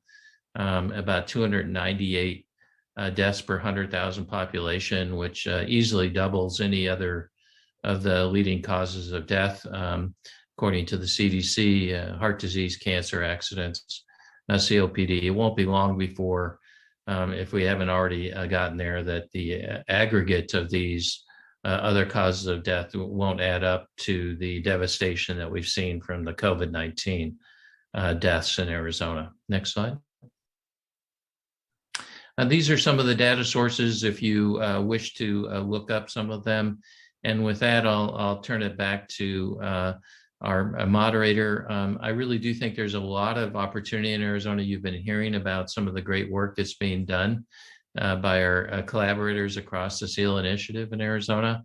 And I'm really inspired that we're also working very closely with the Arizona Department of Health Services, our state Medicaid program access, our county health departments, and then our groups that have really tried to come together to reach those hard to reach populations. And you'll be hearing more of that in the subsequent presentations of our presenters. Thank you. Thank you, Dr. Dirksen, for that update on the state of COVID in Arizona.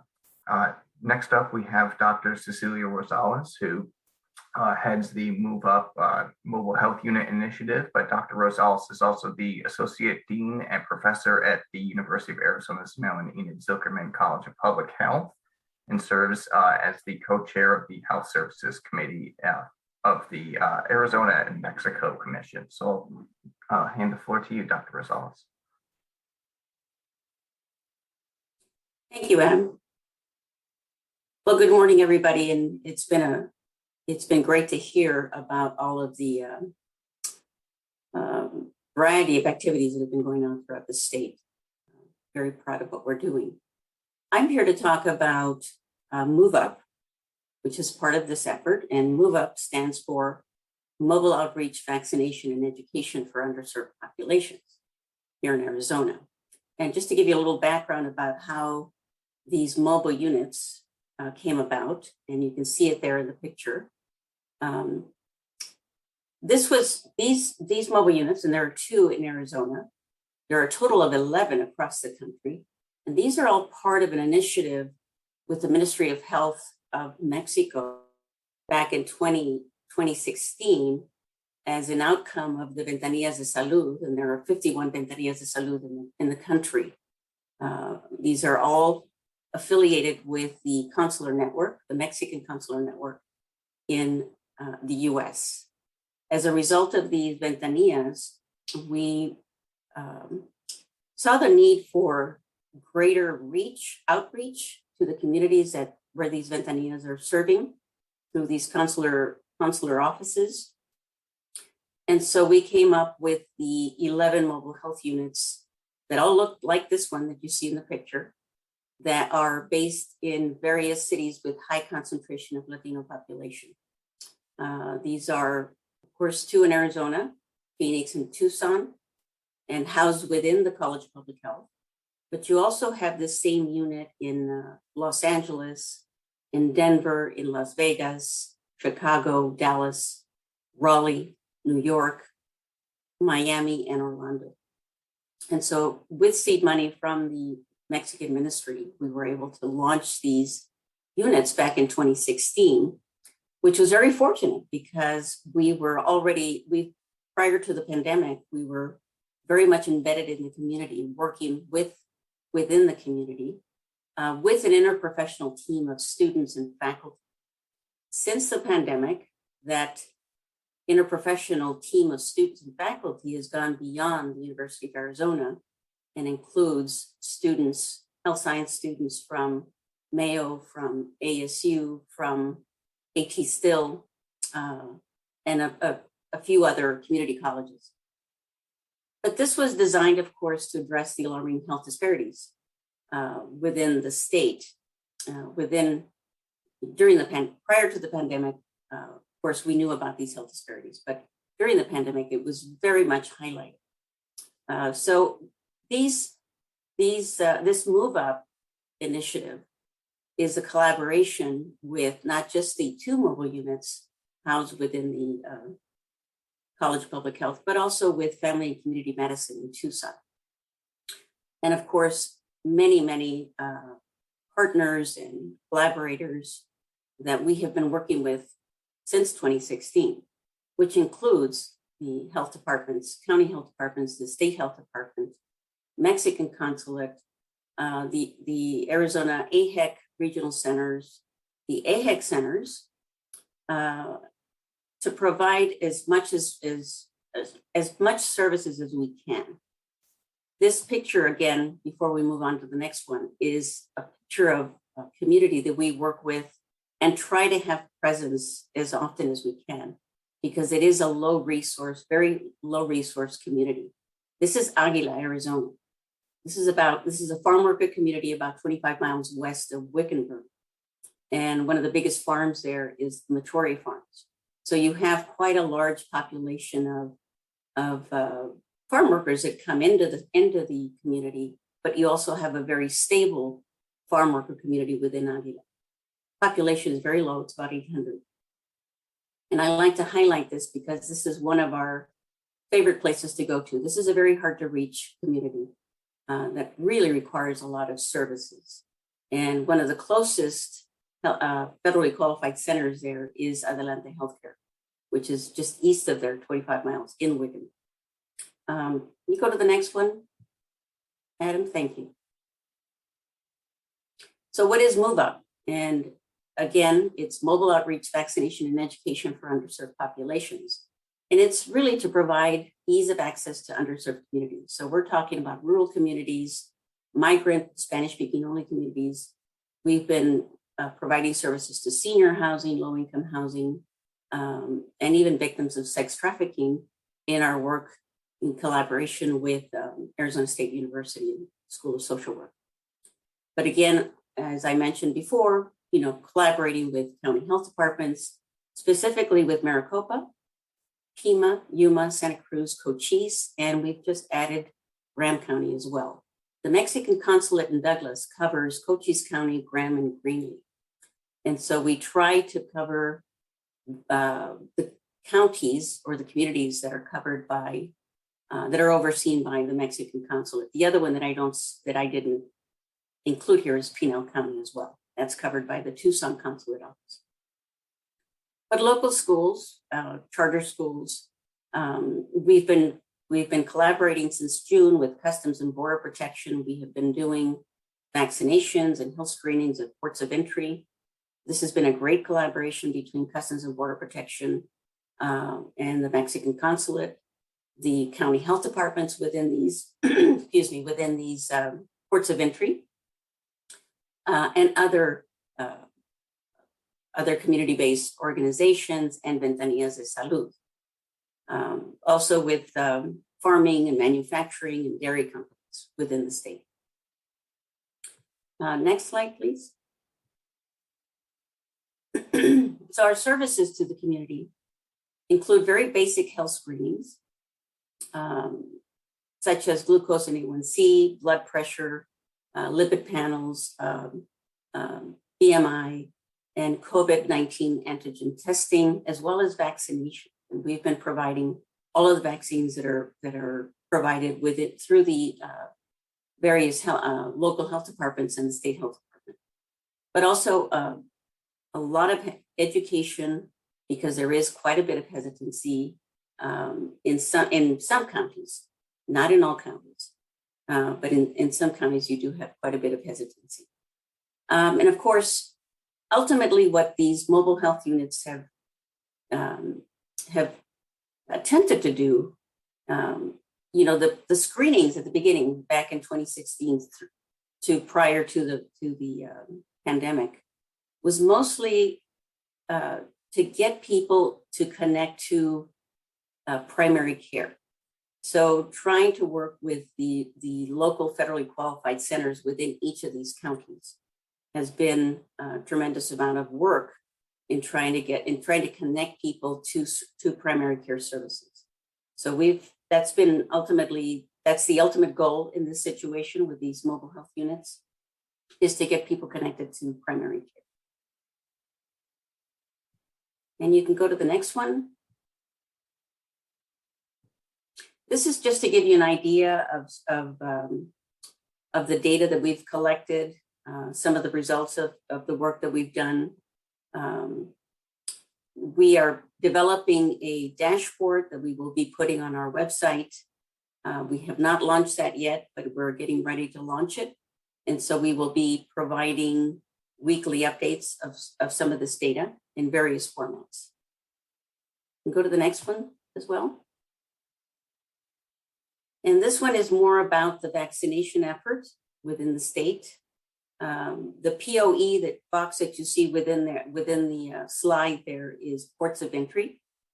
This is as of September 30th, but as of last week, I think we're close to 37,000 vaccinations totally administered within the state and within the counties that we're working. And that's my presentation. Thank you for your attention. Thank you, Dr. Rosales.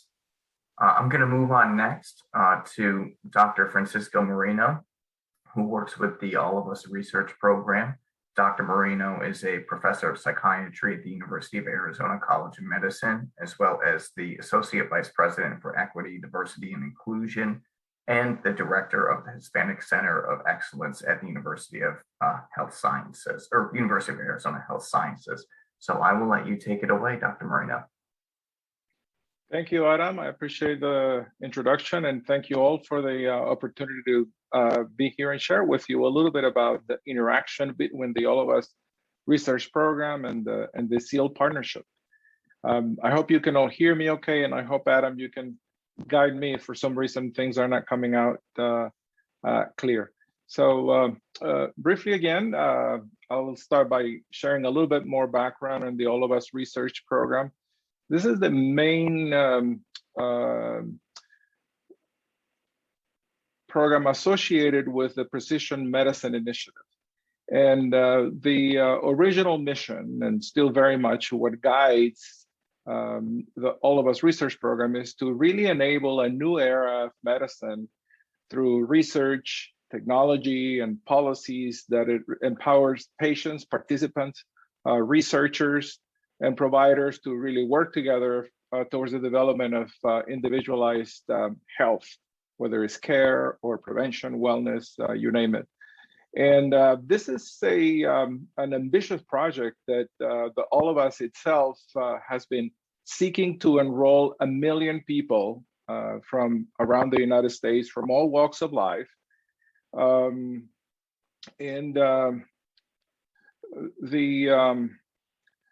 All of Us had a very important priority, which was to make sure that we included in these efforts the engagement of individuals from all of the communities in the US, so that we could have at least 80% of participants being members of groups that are traditionally underrepresented in biomedical research, and at least half of those be also their members of racial or ethnic groups that are traditionally underrepresented. And those of you that do research know how challenges it has been for a lot of clinical trial research, but particularly for genomic research. Genomic research has been notorious for having been conducted in European ancestry subjects that do not really reflect the populations that we have in our communities. And so all of us here really prioritize doing work and doing outreach and engagement efforts in community that have also been now disproportionately affected by COVID-19.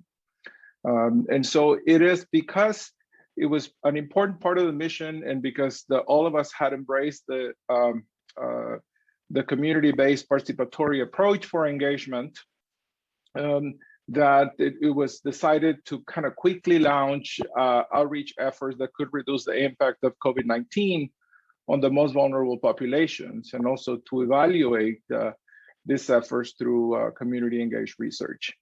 Let's see the next slide, please, Adam. And so this is sharing with you the approach to engagement that we had embraced as part of the All of Us research program. Of course, coming into talking to a population about participating in precision health, there has been a lot of need to educate the communities. And so creating awareness about the program, the benefits of the program, sharing education about precision health, about precision research, build credibility, foster trust through the creation of relationships that could be beneficial to the community members and the community service agencies that are working with those communities was very important to build the support so that we can have people enrolling with our program and remaining engaged in the long run. This picture here is the engagement team from Tucson. This is our picture pre-pandemic. We used to go out into the community and conduct different kinds of activities back in the day pre-COVID. Rather than having a lot of sanitizing materials, we would share with people things like sunscreen, but also do other opportunities for education and screening that will facilitate an opportunity to promote health and educate the community about the benefits of research and perhaps participation in the All of Us research program. Half of this group are community health workers, and community health workers and engagement coordinators are all members of the communities that we're trying to connect with. These are individuals that represent our communities. And that's true not also for the community health workers, the engagement coordinators, but members of the leadership of the project that we have as well, which we believe is a good way of really trying to make sure that we have community congruent input. We don't do that right all the time, and we continue to learn from the challenges and mistakes that we are making or continue to make. But what's very important here is that this workforce was ready to be deployed in support of COVID-19 education, prevention, and other kinds of work. A number of our team members had participated in the antibody testing efforts, in the vaccination efforts, and distribution of information as well. And we're also now distributing flyers about SEAL initiatives and whatnot. We try not to do a lot of handouts nowadays, so we have a lot of opportunities for the use of digital materials, but we do hand out flyers from SEAL as well, both at the enrollment sites and our engagement sites. And our team here and a number of other team members have also participated with our NAU and ASU teams at being trained to be able to speak to others about COVID-19. And so they're able to themselves, whether they're calling individuals about their continued involvement and retention in the All of Us program, or they're engaging people and talking about possible participation, they can answer a number of the questions related to COVID-19 as well. And that's something that they have incorporated into their day-to-day efforts as well. Let's see the next slide, please. Okay, I'm gonna jump very quickly through this. This is the slide that Dr. Cecilia Rosales and I worked together to develop to speak about precision engagement as the approach. I believe in the interest of time, we can move on to the next couple of slides and try to make sure that we just finish up with a couple of quick updates. And one of them is we have worked in partnership with the University of Arizona, Banner Health, and Mariposa Clinic. Mariposa Clinic, as you can see here on the square to the left side of the screen, is in the bottom part towards the border with Mexico. And then here north of the same square, you see 4 spots in Tucson, Arizona. So this is the Southern Arizona group. And then we have Central Arizona here, where we have 8.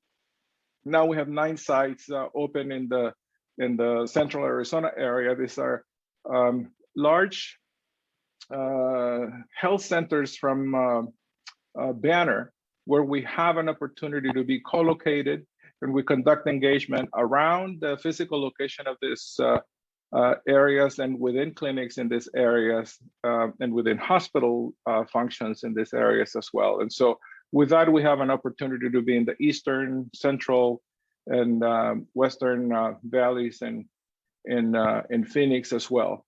To this date, we have enrolled in Arizona more than 50,000 individuals. We're targeting 100,000.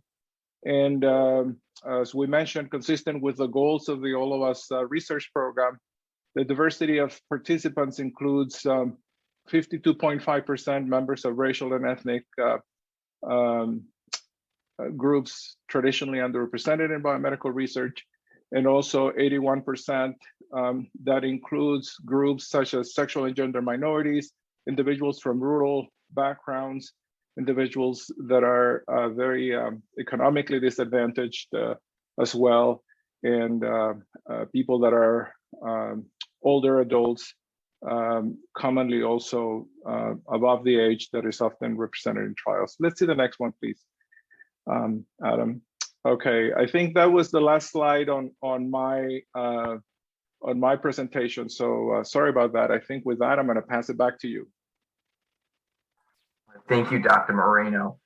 And I'm going to wrap up the University of Arizona section of presentations by presenting on what we've been charged with at the University of Arizona for the Arizona SEAL Consortium, which is putting out a statewide survey of all underrepresented communities to assess beliefs, behaviors, preventative measures, and thoughts regarding clinical trials, vaccines, and anything related to COVID-19. The way we did this was we created a SMS system that we call AC3 COVID Text, which is the Arizona SEAL Consortium COVID text, which is a bidirectional SM or text system that not only delivers piecemeal surveys on a weekly basis to each participant, but also can deliver educational material directly to people's phones. So when I say piecemeal surveys, we realized that when we got the Common Survey 1 from the NIH-CEAL team, it's about 45 questions. So it's a lot for people to sit down once a month and fill out. So we decided that every Monday we will send out about 10 to 15 questions with targeted topics such as preventative measures, thoughts on vaccines, anything, really ranging anything that deals with COVID-19 and the pandemic. So to date, we have 443 participants, and we've been sending out actually I have the exact numbers. In September, we sent out 1,700 piecemeal surveys, as well as delivered 2,100 educational materials to our participants. And while this is a mostly SMS-based delivery system, we do recognize that we're trying to reach everyone in Arizona. So not everyone has access to a smartphone. So we also developed a Twilio call line with the same 844 number that you would text to sign up. You can also call in and leave a voicemail asking to be enrolled or just any general questions about the vaccines or clinical trials or anything related to COVID-19. And me or a team of medical student volunteers will call back those potential participants to enroll them or deliver the survey either all at once if they wish, or we do the weekly piecemeal Monday surveys as well, so that people who don't have that, who aren't tech savvy or have a smartphone can actively participate.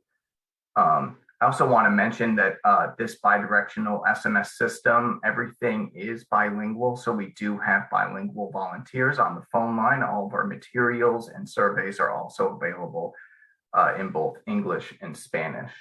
And I mentioned that we do the weekly educational outreach. I'll speak more to that a little bit later, but those obviously are bilingual, but can be found on our study-specific website at ceal.arizona.edu/engage, which it has our entire catalog of educational outreach that we've thus far. But before I go any further, I just want to give a special thanks to Nirav Merchant, who is the director of the Data Science Institute, or Data 7 here at the University of Arizona, as well as Angela Young, who is the manager at the Behavioral Measurement and Interventions Institute, or Interventions Research Center. And then everyone that sits on the data and informatics team here at AZ-CEAL. Without their help, we couldn't have implemented this entire system. We just actually finished our first round of implementing the Common Survey 1, and we've just transitioned to the Common Survey 2. So we haven't gotten any data that I can share from that survey yet. But we did run a special survey in the late summer with about 100 participants of ours. And I'd like to share some of those results from that special survey. So we asked everyone in the study what their perceptions were and how willing they would be to get either of the 3 vaccines available, regardless of if they've been vaccinated or if they've had Pfizer instead of Moderna. We just want to see what their perceptions are of these vaccines because they're all available, but they all kind of carry their own different reputation. So they answered a 1 through 7 Likert scale, with 6 and 7 being either willing to take the vaccine or already vaccinated or very, very willing to take the vaccine, and anything less than that showed signs of skepticism or outright refusal to get the vaccine. So as you can see, Pfizer and Moderna were very positive regardless of gender. but Johnson & Johnson, only 2/3 of males and females felt comfortable even considering getting the vaccine. And following up on this, we asked participants, why exactly don't you trust J&J? And they cited, the clotting incidents from earlier this year, but also the previous talcum powder recall. So it's really, it kind of highlights how tough it is once a product or a vaccine has any sort of negative connotation with it, how tough it can be to actually combat that. So moving on, we did receive the top reasons why people would get a vaccine, and it's largely what you'd expect, is to keep yourself safe or your family safe, your community safe, and your desire to return life to normal. All of these responses, 83 to 85% of everyone that answered the survey highlighted these reasons to vaccinate.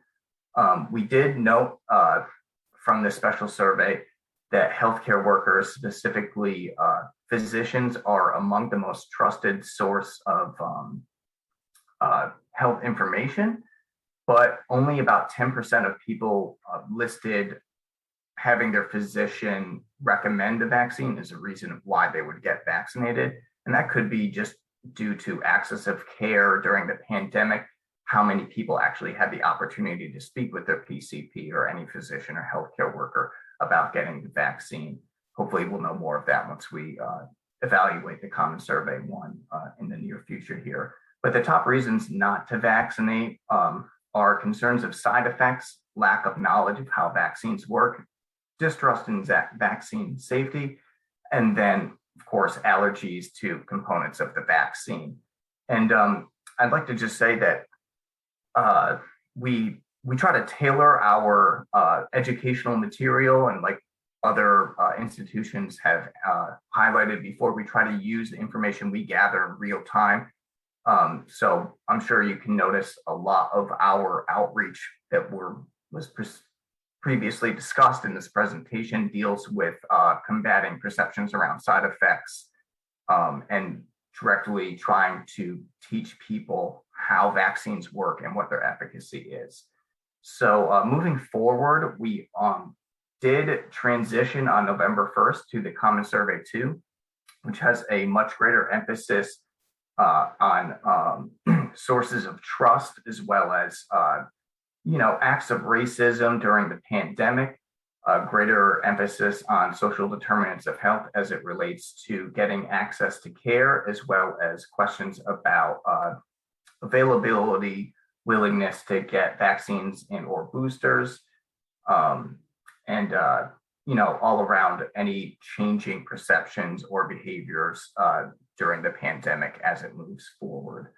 I'd like to also note there is, as I said, there's a greater emphasis on sources of trust. It goes into a lot more detail about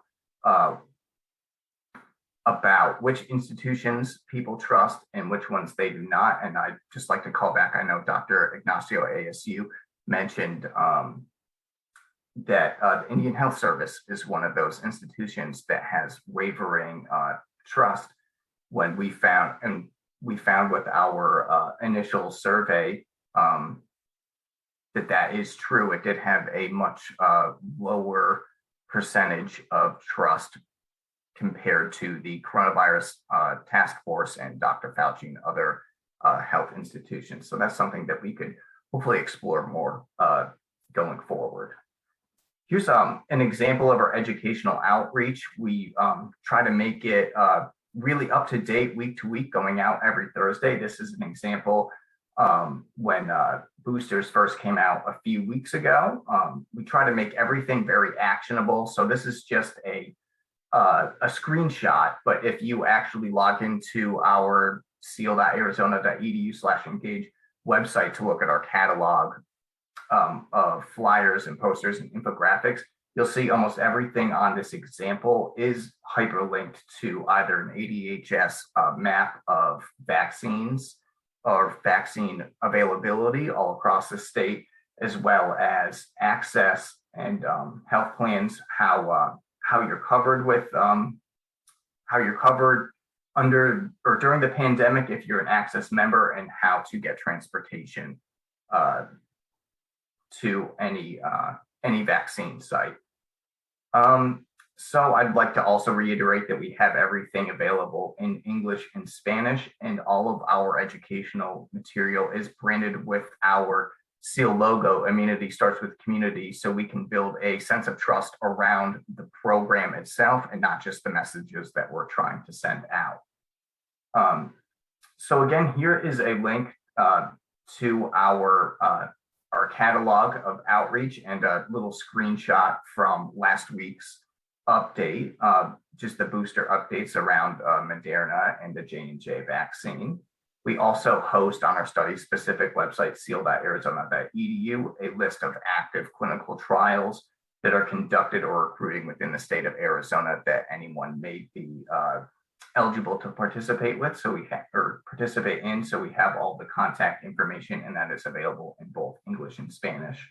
And lastly, it has information how to join. So if there's anybody watching this now who would like to participate in our weekly survey, you can just text join to 844-844-3004 to enroll in the English survey, or NIRSE in Spanish, or to get the Spanish version, or you can call that 844 number if you need any help enrolling or would like to get mail-based surveys.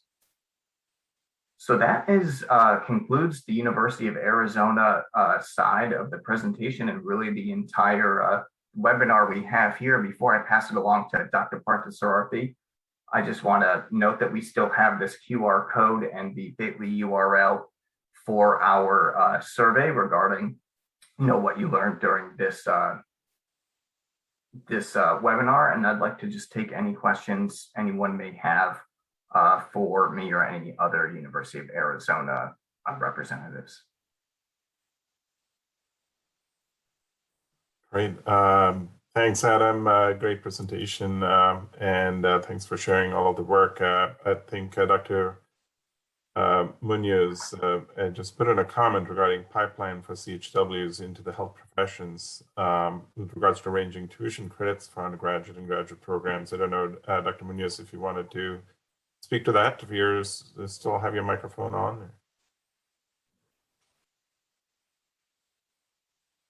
So, sorry, somebody had asked about increasing the pipeline, and I thought one way to do that would be to provide credits for undergraduate or graduate training, because student debt is such an amazing obstacle for our community. So that was an idea. Thank you. Absolutely, thank you. It's a great idea. Another thing that a lot of people here who can operationalize that idea. So thank you. And so I know the hour is late. I just wanted to, give my thanks to everyone for participating, as well as for the great work that you're doing. This is a great time to sort of hit that, a reset button to see a year's worth of work that has culminated to where we are. And I'm glad that Dr. Muñoz was able to stay with us for the entire programs. And thank you again to Dr. Muñoz for kicking it off to a great start. And thanks to everyone for all of your hard work, and onwards and upwards, as we say, to address, health disparities. And it's just not that ends with the COVID pandemic, as Dr. Muñoz pointed out. There's more work to be done, and we just feel very fortunate to be part of this group in addressing the issues of the day. And as Adam said, please do take time by clicking on the QR code or the bit.ly to be able to give your comments and feedback. And all comments and feedbacks are welcome. So thanks again. Have a great week, and thanks for your participation and your support. Take care, everyone. Bye.